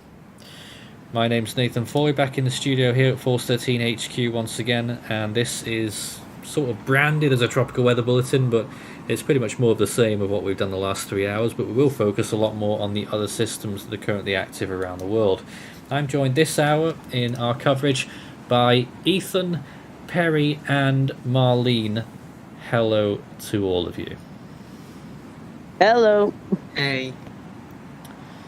And I'm surprised Ethan's here because I wasn't expecting him to appear so unexpectedly, but it's great to have you on board once again, and as someone who has been covering this storm extensively, what can you say about it now? I haven't really been tracking it much in the past few days because I've been extremely busy in real life, but this storm still poses a very significant threat to portions of the Korean Peninsula, especially the southern end of it, and the western sides of the main islands of Japan. Obviously, this storm might not pack that much of a wind threat of things, but it's going to be a very big rainfall threat as well. And I think that a lot of people are going to be underestimating rainfall when it comes to this, as rainfall on the northern end into portions of deep into South Korea, maybe even southeastern North Korea, could get some very heavy amounts of rainfall here. I'm just looking. It's already happening, isn't it, when we look at this radar here? Yeah, it's already happening, and the GFS, just looking now, has, I believe, isolated 300 millimeters of rainfall. That's a lot of rainfall, and that's just along the South Korea North Korea border. Well, actually, a couple of days ago, it was saying 400 millimeters in one or two isolated spots. Granted, we might have already seen 100 millimeters fall, so we're still looking at a further 300. Yeah, it's going to be absolutely crazy, the amount of rainfall totals. But the good thing is this storm is not going to do what it was doing near Okinawa, and whenever it gets out there, it is going to be moving incredibly fast. I can't give a movement speed estimate. Maybe I can if I look on the Jtwc's con. I don't know if they give that information. Well, at the moment, it's about 10 miles an hour. Yeah, it's moving slow right now, but that movement speed is going to quickly go up. It's been fluctuating. In our first hour, it moved about 17 miles, I think it was, and since then it was a little bit slow, so it's in fits and starts, isn't it, like we always see with these storms. Yeah, but it looks like that it's really starting to interact with the jet that it's riding right now, and that movement speed from here on out should only go up. Show that wide shot again, and you'll definitely see that on the imagery. We're also joined by David. Hi. Welcome aboard our coverage. And you're showing some imagery too. What do you think about Hinnomnor this morning? It's gonna be, I mean, compared to like the islands of Okinawa and what they were dealing with, this is gonna be carried by jet stream. Or it's gonna be moving incredibly faster than it did. Now there's been a bit of an oscillation in the last hour or two, both of you, and you can definitely see it on your screen, David. A slight jog to the west in the last hour. That could be critical because by the time it reaches 30 degrees north, which is literally right now, it needs to be moving pretty much northeast for it to align with the Jtwc cone. I think Jtwc did issue a position fix update at 15Z, and it looked like that it was just slightly west.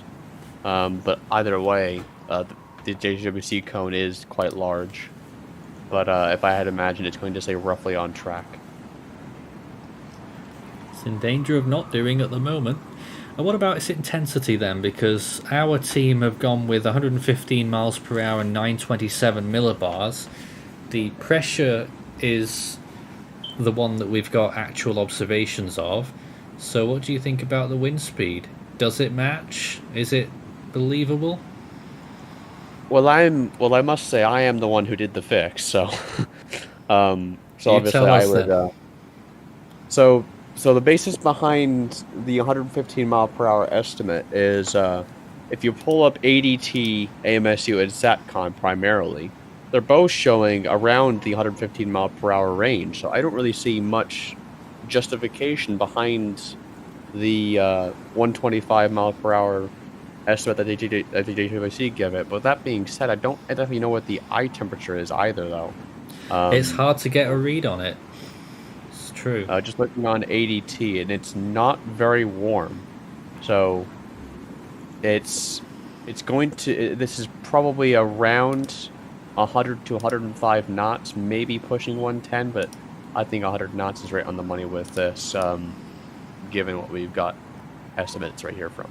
Just getting a new read on the eye temperature. It's still probably about -20, yeah. Yeah, not very warm at all. The more I look at it in more... I think it had a little phase an hour or two ago that it might have pushed it a bit higher, but now it does look like it's weakening a bit again. Yeah, it's been like this all day today. I've been keeping my eyes on the satellite imagery every once in a while, and it has been like the eye will come out for like an hour, and then it'll be clouded over for like another few hours, and then it'll come out for an hour, and it'll be clouded over for a few hours.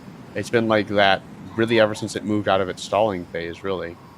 And that's probably going to continue until the eye wall starts to collapse, and as the storm starts to turn extratropical, probably in around 24 hours from now, as it's just starting to get its big wind field, or its strongest wind field influenced in extreme southeastern South Korea. All right. Movement is still pretty much due north right now. The line that we have is that it's about 6 degrees in bearing. Of course, it's not the only storm that we have active right now, and we will be talking about all the others as much as we can in this context of this situation right now. So let's take a look at what we have active. First of all, here is Tropical Storm Earl, which I believe is at 50 miles per hour, Ethan? Yeah, I'm just pulling up some imagery on these things now. On it? Yeah, there's our like I can use my thing over here. There's our situation. That doesn't even include the other one. Okay, well we'll just go here. Yeah. But this is the situation that we have right now in the North Atlantic using infrared imagery. Obviously, you can see Danielle up there. It does have good. an eye. I've actually gone ahead and I've maintained our estimate from the previous fix. of 85 miles per hour, 982 millibars. At least. Satellite estimates are down a little bit, but given that that eye has emerged, I figured that I would maintain. And Earl, per recon passes, they still support a solid 50 miles per hour, 998 millibars on Earl. Not bad. Has it started turning north yet?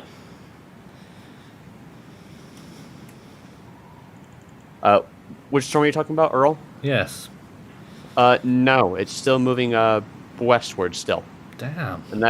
And that westward movement is actually going to continue. It's got some, I believe, some strong wind shear in the area. Oh, yeah, you can see that. Let me just pull up on my other screen here so I can have a look at this. Yeah. Actually, no, wind shear is actually 15 to 20 knots. So it does have some westerly wind shear. But of course, that wind shear is only going to rise over the next few days, peaking around late on September the 6th, but then takes a dramatic decrease. Mm-hmm. And sea surface temperatures are going to be quite favorable, and relative humidity is also going to go up, and overall conditions are going to improve for the storm after that late on September the 6th period. And as such, if I pull up the National Hurricane Center's forecast cone, don't know what that's doing there now. As such, the National Hurricane Center does forecast Earl towards the later end of this forecast period to become a major hurricane as it heads out to sea. Probably going to 120. pass, if I can find it, where on earth is Bermuda at? On the left side of the cone there. Is it in the cone itself? Underneath that little rain bit. Yeah. Oh, there's Bermuda. Okay, so it's going to pass east of Bermuda then, in that case, which is some real good news. I gotta say though, looking at the model spread on Earl right now, it's actually quite good. Models are in decent agreement on where this is going to track, and that this is going to stay pretty far away from any land masses besides Bermuda, and that'll probably weaken as it heads out to sea. Now we'll be checking the model run on K shortly, but they're trending further west, which would be good news for Baja California. Do you want to have a look at K? I can do that. We've got to look at Danielle first here. Oh man. Bruh. Well, I mean, it is a hurricane. I'm quite surprised that it is still at its intensity, considering that if I put on the best track, it still hasn't moved very much. No. But it is starting to get a move on. About time.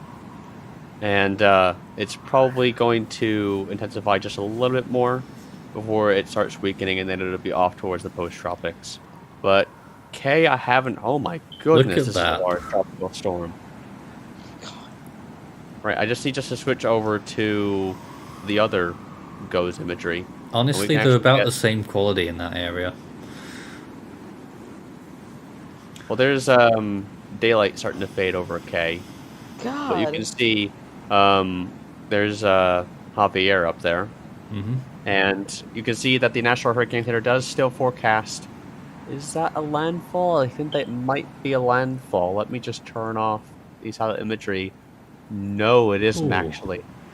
That's close, but that doesn't really matter where exactly the storm tracks, because you can see the Baja California Peninsula is well within this cone of uncertainty. They'll get a lot of rain. Oh yeah, they're going to get a lot of rain. And I imagine I can turn on the forecast models. Yep, there we go.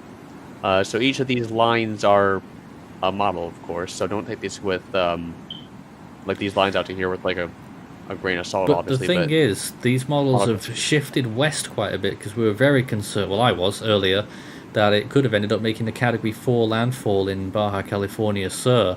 It certainly doesn't look like that's going to happen now. No, but models are actually quite closely knit on that close pass towards the central part of it on the western side there. But it'll be a weakening tropical storm by then. Looks like that peak intensity is going to be around 60 to 72 hours, which is going to put it, just looking at the National Hurricane Center forecast cone, it'd be around these two Category 2 spots here. So this could shift eastwards and could bring potential impacts to portions of the Baja California Peninsula. We'll have to wait and see on that, but as of right now, that's how things stand regarding K. Alright, thank you for the update. Let's go back to our... What are we going back to here? We'll find an image somewhere. And here we... Oh, there is geocolor visible imagery right now of Typhoon Hinnamnor. The eye still very much visible on satellite imagery, on visible and on the infrared, but it's not the best eye, and signs that maybe it might be weakening just a tiny bit right now. Still probably a category 3 storm and looking decent and delivering huge amounts of rain to the Korean Peninsula already. Once again, let's check those radar views. And this goes up to, seeing what time it stops at here, 8:40. That's probably the last time I reloaded the page, so I guess we'll have to reload that and get some more up-to-date imagery. Whilst that happens, let's go and look at Japan's radar. Better press the refresh button as well on that one. There we go. That's up to date right now. That's where we're at. This is the future cast up to about an hour out. And you can see those trailing bands moving through some little areas, some small islands near Kyushu. And this is what has happened in the last 3 hours up to the current point at 9:15.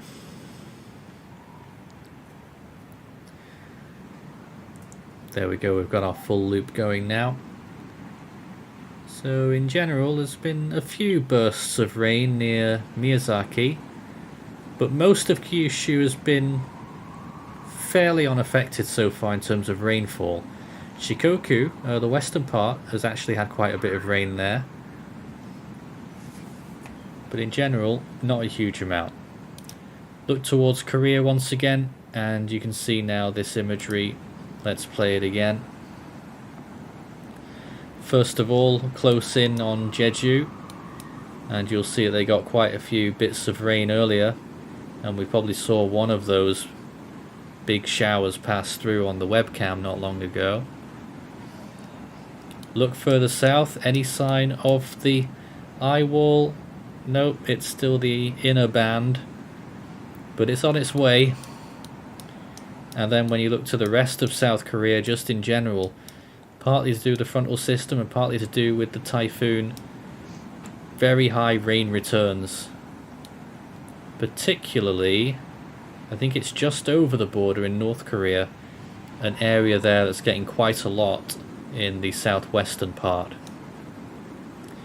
Another area down there, look, that's getting a really heavy dose of rainfall right now. Where exactly is that? Let me try and find that on the map. That should be near Jeju. Is that the same area we're looking at? Well, I don't know. What are you looking at? What I'm looking at right now is near, just south of Seosan, on the western coast. So, Oh, no, never mind. lots of rain there. Do you guys think Danielle's gonna hit Cat 2 or no? No. Yeah, No. no. Here's the view again from the webcam in Jeju, and as you can see it's gotten a bit clearer now. Clouds moving very quickly though, and it has been it's now in that, looks like it's in that gap before it gets the real stuff pretty soon. So those who are preparing for the storm, this gap in the cloud and rain is probably your last chance to get everything sorted out.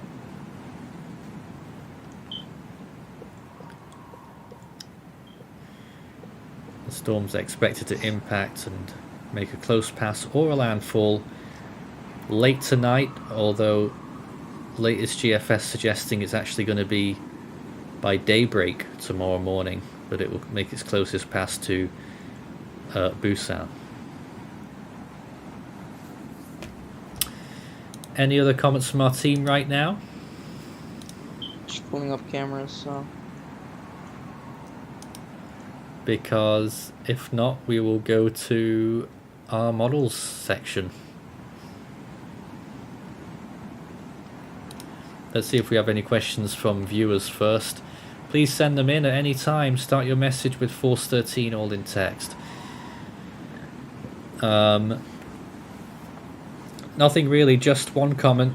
Tons of tornadic rotation in those bands just south of Kagoshima.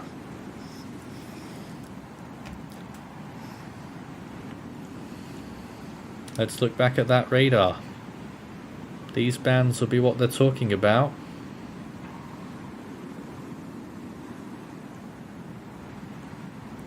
Just seeing what all those are.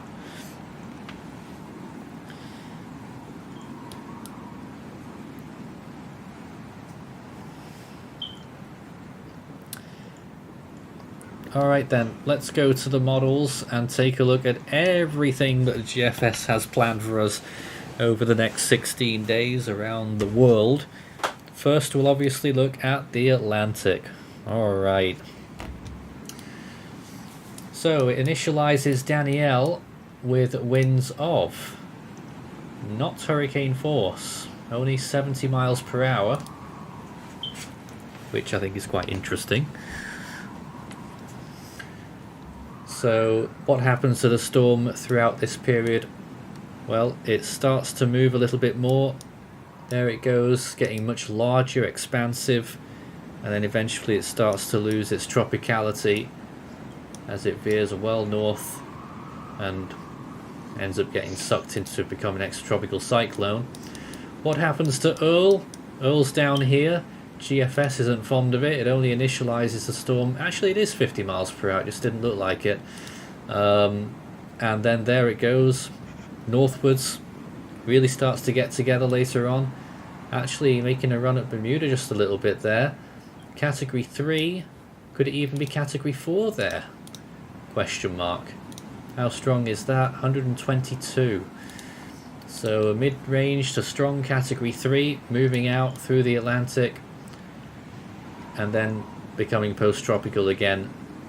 Bermuda might be affected, or is that still tropical? It's hard to tell there. It may even come back tropical, but eventually it ends up affecting Europe and straight through the British Isles as a powerful storm, certainly post-tropical by that point, but that's just pretty crazy if you ask me.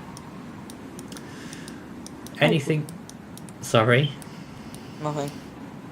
You don't think it's crazy? No. And another system that tries to form there, just a massive burst of wind. Doesn't look like it becomes a tropical storm there in the Atlantic out to long range. Anything else in the Gulf maybe throughout that period? No. So, Eastern Pacific, you just saw that before. What happens to K? K becomes large and powerful on the GFS model. There it is starting up, and as you can see the model takes it very far west now. Previously the GFS had the storm moving this way through here and making a landfall there as probably a Category 4 and through that way, so it's not as bad a situation as it was at that point. I'm guessing it's still a Category 4 here. Oh no, Category 3, high-end Category 3, but still there on that forecast. Hurricane force winds reaching Baja California, and even that storm is still a high-end Category 2 at that point, and still a Category 1 there, and then weakens, almost gives Is it California or am I a run for seeing its it money. hit like this, the California coast? It or tries, close? it tries. Some little areas that down there do get tropical storm force winds, it has to be said, on that forecast. Just to remind you, this is for the 10th of September. My birthday. And I was gonna say that's a long way out, but it actually isn't. That's on day 5. So that's interesting. Could become becoming Scary. more of a possibility. After that, in the long range, there's another storm that forms and does half of what K does, and behind that nothing. Central Pacific, anything at all in the 16-day period? Of course not. Well, to be honest, there is a little disturbance that tries to do something there but fails. That's in the long range anyway. Western Pacific, of course, we're watching Hinnomnor very closely. There it is already. The GFS initialized it with 105 mile per hour winds, 107 there. So not as strong as it actually is. And if you to take that as an inference, by the time it makes landfall in Korea, which is around there, it still shows nearly 100 miles an hour, a little bit more than that I think, on this frame. 103, 104, so you could make an argument that it'll be as strong as it is now by the time it makes landfall in Korea, which if that were true, it would be a category 3, but I'm not sure about that. Does it make landfall in Jeju Island? Not quite. Very close. They get typhoon force winds, and the storm itself is quite strong there as well. Could be a category 3 all the way in, but I doubt it. After that it moves off and then goes on to bother Russia for a while.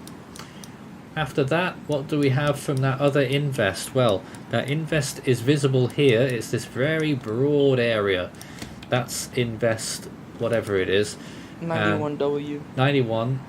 So then you look out for more actual rotation, but first this storm pops out of nowhere. Well, it's just a depression there, and then it does become a storm near Miyakojima, and you're thinking, here we go again. That's odd, a very weak storm that just keeps going in a small system. That's quite fascinating. But actually, GFS doesn't make anything out of the Western Pacific apart from that. Until the end. Here we go, when another system forms, oh my goodness. And at the end of that run, the GFS wants this big typhoon. This is a very long way out. Don't panic if you're in Taiwan. Mid-range category 4 possibly into Taiwan. That's on September 20th, so it's 15 days out. That's a long, long way, okay? So we'll keep watching that one with half an eye. Indian Ocean also has something in store for us. A big fat mess, basically, that makes landfall in India on day 5, or even day 4 actually. That's the 9th. So that is not out of the realm of possibility. But what happens to his remnants? It eventually ends up over near Pakistan, which is obviously bad news for the flooding that's ongoing there.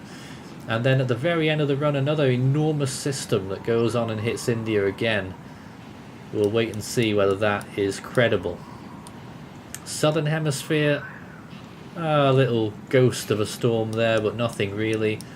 Southern Pacific, nothing active there either. So that's the models for now. At this point, I'll welcome back Christian, and it's nice to see you once again in our chat now that you've got rid of your storms. Yeah, I got some amazing shots, but that's not what we're here to talk about. Yes. So, the models are going crazy once again. To an extent. Very Yep. long range GFS there, wants Taiwan to suffer, but that's extremely long range. Yeah. Other than that, yeah. That's that, I guess. I don't know. I've just come in here having experienced quite a severe storm. Okay, you're still a bit rattled. Basically that, yes. Let's get some more questions then as we go back to our live webcam in Jeju, looking towards the storm south. There's a few more gaps still to come before the main part of the storm hits this area. Will K hit California as a tropical storm? No. I don't know if I can say no with full certainty. It shouldn't. It shouldn't. But you Yeah, never it know in a should season not. like this. When we've got climatological conditions across the Pacific in a configuration that we haven't seen in over 40 years, that we haven't been able to measure properly, it's been so long, who knows what it's capable of. But sea surface temperatures, I imagine, are pretty damn cold up there. Yeah, pretty much. Another comment from Avtro, is Earl going to be a Category 3? Well, the National Hurricane Center forecast it, and to be honest, I would too. So I think it's got more than a fair chance of becoming a Category 3. I agree. Rachel says, I live 2 blocks away from the beach in Busan, and my apartment has a large window facing the ocean. What preparations should I make? So, Well, board up your windows. I mean, if you can find the proper supplies for it. it's getting quite late for that already. There'll be strong winds in that area. They'll be gusting towards typhoon force. So I would be concerned in that area. If it's not sheltered in any way, then I would move. And if you're at a low level, I mean, it doesn't really say in the message, but overlooking the beach, I assume. Storm surge is gonna be a big threat. Well, yeah, it's storm surge. I think is going to be massive and possibly underestimated in this area. Especially when I was hearing a few days ago they were only expecting 1.5 meters. That just didn't sound right at all. No, they're going to get at least 5 to 7 feet. Just from the storm surge alone. Because of the winds. That's still only about 2 meters. We heard that Okinawa got 4 meters. So, I don't know. But it's going to be quite substantial. If you feel like you're going to be in any danger from storm surge or water rushing inland, then you get away from there. It's as simple as that. Yeah, I mean that's the best advice that I guess anyone could give. As far as winds are concerned, it will get very windy in Busan. I'm not inclined to think that it'll be very dangerous for well-built structures like big buildings, but I think you may see some damage. Stay away from windows, of course. It would be safer to move inland, but a lot of people will of course chance it. There's a couple of people going for a stroll on our webcam there, actually, near the water. I mean, I guess, but I wouldn't want to be doing that for much longer. There is a typhoon warning in effect here, which is just like a hurricane warning in the US, so people should be away from the beach in this location at this point. Let's see if there's some more comments. Michael, or I think it's Michael, says, did Taiwan get gale force winds from Hinnomnor? I'm actually not sure. They must have done. I think they did. They're always forecasted to. They must have done. Let's see what else we've got in the comments here. People talking about the nowcasts for Japan and how there's some tornadic signatures currently going on over there. So this storm, especially on the northeast side, and the bands associated with it, are probably going to be primed for tornadoes and waterspouts. We keep looking at the view here in South Korea, looking southwards. Just a lot of grey in the distance, and in situations like these you don't really get to see the storm approaching like you would with a supercell or something like that. It could get worse without warning and it won't stop, and that's when the eye walls hit.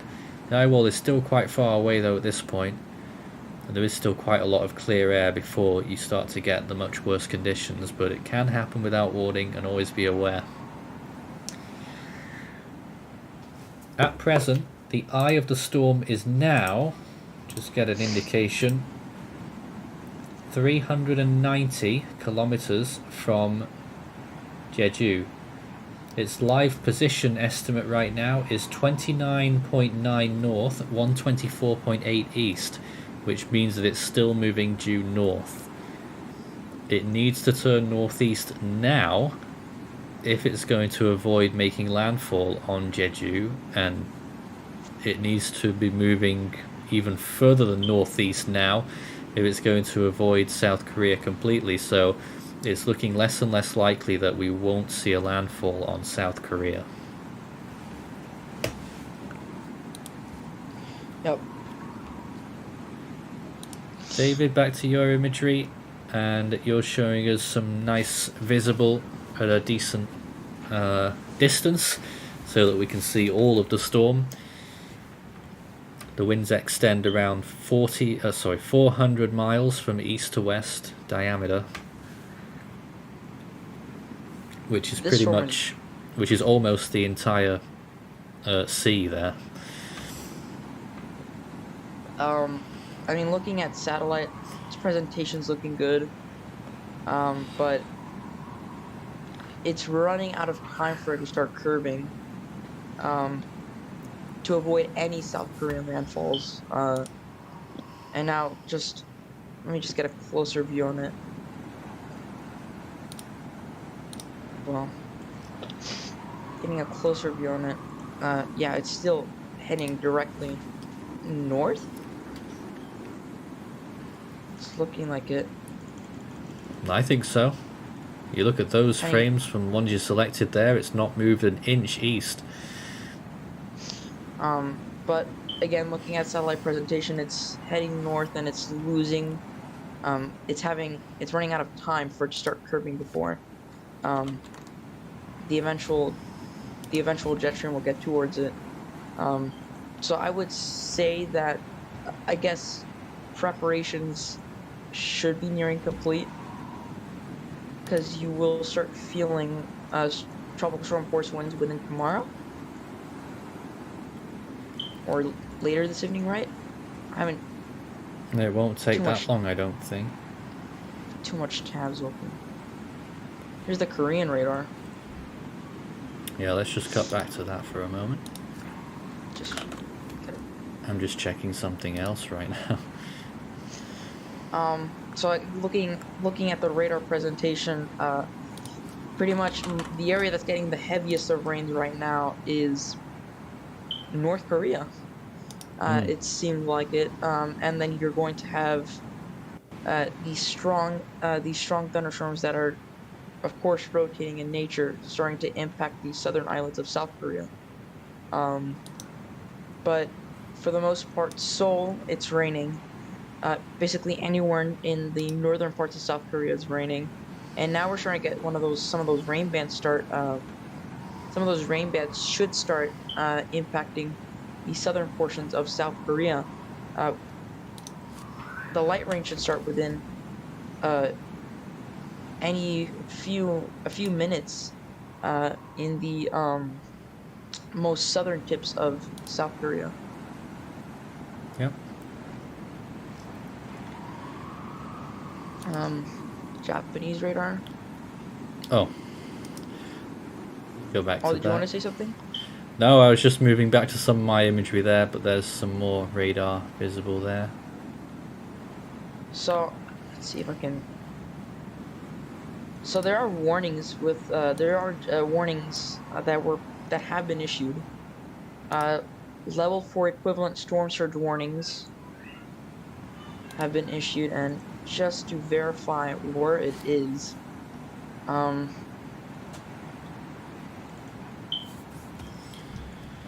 Oh, I see. they're in these areas, I believe. Yeah.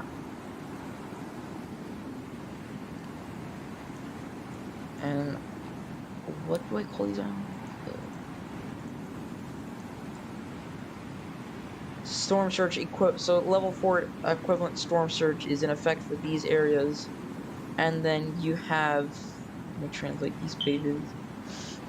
Then you have cautionary notices for, I believe, the same storm storm surge advisories.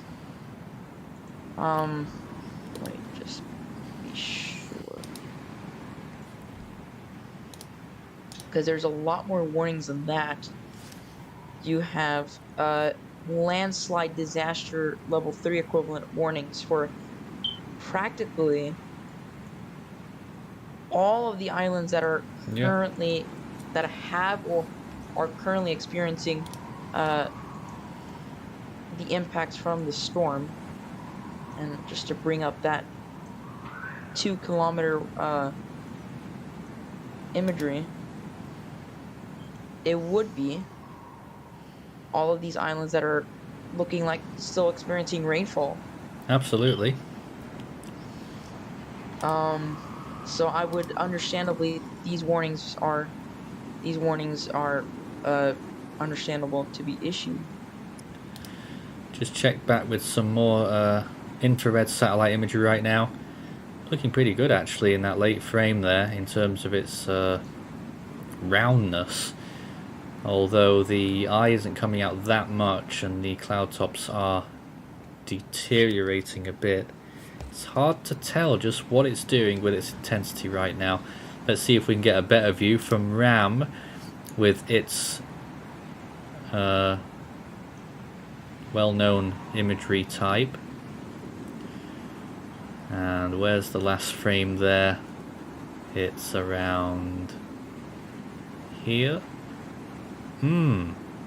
Interesting on those last frames. Still quite a lot of red. Usually when you get a red ring completely surrounding the eye for a full 2 hours, it's a category 4. It didn't manage to do that there.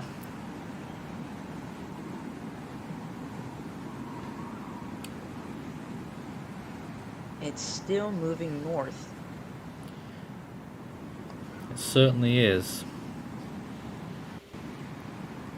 And it remains impressive. Oh my goodness. That is the voice of David Tones, who has found his way onto our stream. I have found my way onto the stream, and she's still a monster. Currently looking at the RBT top, the infrared, and it's maintaining the eye, although I think it's a little bit weak on the west side, but the direction has stated northwards. But I've been monitoring it, and it did have a bit of a, I think, an eastward jolt yesterday, but it's still remarkable. And the how long was it stationary for? 24 hours? I don't even recall anymore. It was longer than that. Yes, well, Probably she's 36 come back. hours. And Nathan, hi to the viewers, and as mentioned, I've just come back, taken the wife shopping and met up with the eldest daughter. And are we going with category 4? Oh, no. Nearly category 4? No. we're No, going with, other way round actually. The We're in latest... category 2. Not quite. The latest estimate from our team was 115 miles per hour and a pressure of 927 right now. The pressure based on a reading at sea from a boy somewhere, I think. The Jtwc a little bit higher than that, 125 miles per hour, and I imagine very shortly they'll have some updated numbers, and we'll be able to find out what they're going to go with next. It looks like they're going to stick with that as far as I can tell, but no confirmation yet.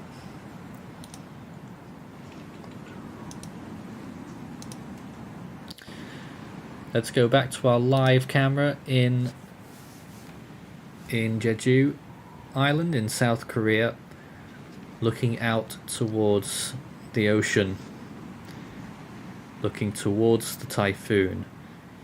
Still fairly calm. It's entering a gap which will precede its first, well, actually the second main band, which will probably be about twice as worse as the first one.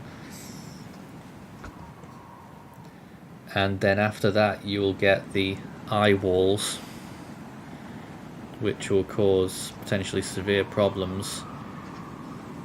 If the storm continues to move more northerly than expected and doesn't follow the forecast, then this exact area will be under the gun for potentially 115 mile per hour winds. That's winds of over 180 kilometers per hour. Very low pressure, which would suggest a very high storm surge. Let's not forget, with lower air pressure, there's less, as it's quite alluded to in the title, pressure pushing down on the water. And so one factor of a lower air pressure is effectively a rise in the water, and as such a storm surge. And along with that, extremely heavy rainfall at times, which could cause flash flooding.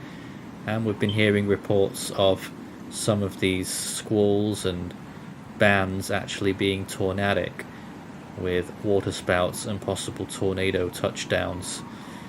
So a multi-hazard event from this typhoon, as most of them tend to be, but this one, the stakes are quite a lot higher, with over 20 million people inside, a significant chance of dangerously high rainfall, and over 10 million inside, a fair chance of 50 knot winds, which could be also damaging. So we stand to see at least 10 million being affected by this storm, one of which is walking out in front of the camera, which is interesting to see. But that's the latest view in South Korea right now, at the first port of call for any of these, for any typhoon that moves through. It's always this location usually, Jeju, just thanks to its geography, and that it's much further south. We're hearing some other news. Just going to confirm this first before I reveal it.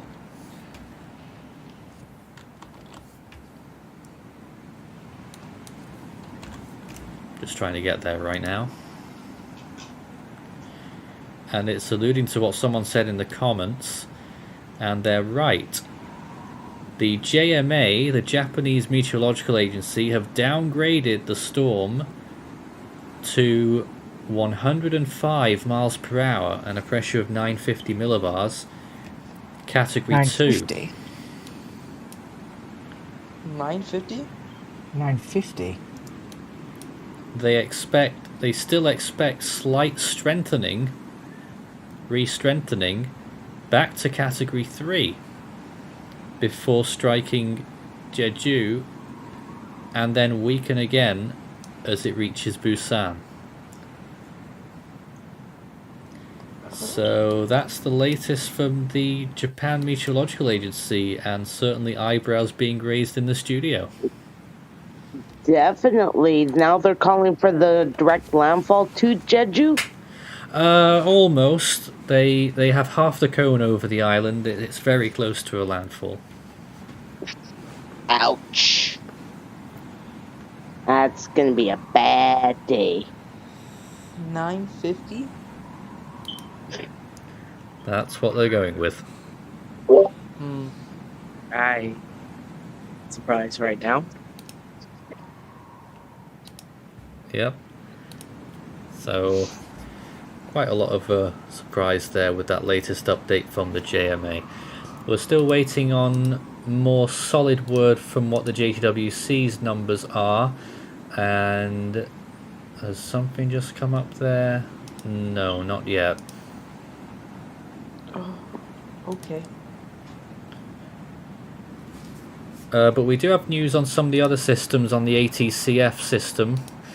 Danielle, they've gone with 90 miles per hour. I'm not sure if it was like that before. I thought it was 85. That's what it showed for me. Well, it looks Yeah, like they might be going 85. to 90 miles per hour. We're not sure yet. I have 85,979. Earl And at 50 miles per hour still. There's Earl. 998. Yep. And K still at 40 miles per hour. Very broad system. Is it like it's $1,100. showing that it will actually reach cat well, not cat 3? To me, I don't think it will. Well, probably, but it may reach category 1, probably. What are we talking about? Or I keep forgetting Earl. the name. Okay, yeah. Earl, yeah. Yeah. But I'm not sure it will actually reach that kind of high intensity.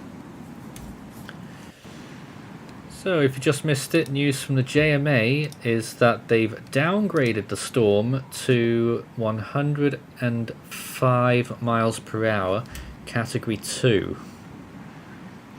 They expect re-strengthening before it reaches Jeju Island in South Korea, back to category 3. Interesting to say the least. They're now, the JMA and the Jtwc are now 20 miles per hour apart in their estimates rather than 10.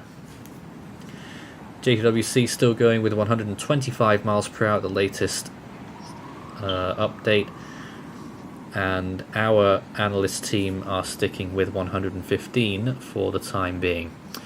Either way, even if this storm weakens to a minimal category 1, I still expect that rainfall will be torrential and that storm surge will be major. And let's just go back to the webcam right now, and the movement of those clouds very quickly along the south coast of Jeju, moving eastwards as the storm pushes all of those bands out and they swirl around the storm. Another comment there. What's the invest chance of formation next to Hinnomnor? You saw it briefly on the wide shot a moment ago. Our team are currently going with a 40% chance on that one. I think it will eventually become something in the long term, although the GFS last run just now has thrown cold water over that forecast and is no longer expecting anything. We'll be here for a few more minutes before we wrap up for the night. Here in the Western Hemisphere, we'll be back with more coverage on Hinnomnor as it makes its closest pass, which will of course be in the early hours of tomorrow morning, into the later hours even. We'll be there for all of that. And of course we're watching all of these webcams and we'll be checking everything out. Until then, when we finish up in a few moments, we'll be directing everyone to our automated stream, which takes a look at Hinnomnor in a live snapshot with all the latest satellite imagery, and we'll have everything there, just not our voices. But in the meantime, anything for our team to discuss before we start wrapping up? Anything you'd like to mention, guys? This storm is over. I mean, the rainfall threat is quite major, and it's already being presented with the amount of rainfall that's already being seen on radar. Currently the radar right now has a lot of heavy rain moving in towards the Seoul area, the demilitarized zone between North and South Korea. So even if this becomes a minimal Category 1 hurricane, the rain and potentially the storm surge threats are going to be again substantial. But those are my final comments for that. Anyone else here? After David made his big entrance earlier, he's disappeared. The other David. Christian, any final comments you'd like to make tonight? Well, despite the, how do I say this, lower intensity of what was previously in one of its previous peaks, this is still a very dangerous storm, Category 3, 115 miles an hour, 927 millibars according to internal analysis. And once again, this is not a situation to be taken lightly. You should have started, or possibly even finished your preparations by now. And just above all, stay safe. If anyone remembers 1959, Typhoon Sarah, Category 3 landfall near Busan in South Korea, the strongest landfall in Korean history. This storm will be almost as bad. So if anyone remembers Sarah, they'll tell you about it, and that's what we'll be comparing this storm to. If that doesn't tell you anything, then I don't know. But it's going to be a major storm impact with extremely heavy rainfall totals, storm surge, strong winds. This storm will have everything, maybe even a few tornadoes. But at this point, we will be finishing up with our coverage. I'd like to thank our team, oh my goodness, that was loud, for the last 3 hours of coverage on this storm, including a makeshift live tropical weather bulletin here. I don't know what time exactly we'll be back on the air, but I expect it will probably be late in the evening, because the storm's landfall is probably going to be in the early hours of the morning. So whenever that is, we'll be around to talk you through this storm's close pass. Very dangerous, potentially very destructive. Stay safe out there if you're in the path of this storm. There's a lot of people that's going to get affected. It's been a while since there's been a storm this strong affecting this area. Well over 10 years, I would say. So treat it seriously. That's it from me and my team. We'll be back again later. Stay tuned on our channel. We'll be going over to the automated stream now. And it's a good night from here at Force 13 HQ. Good night. Right.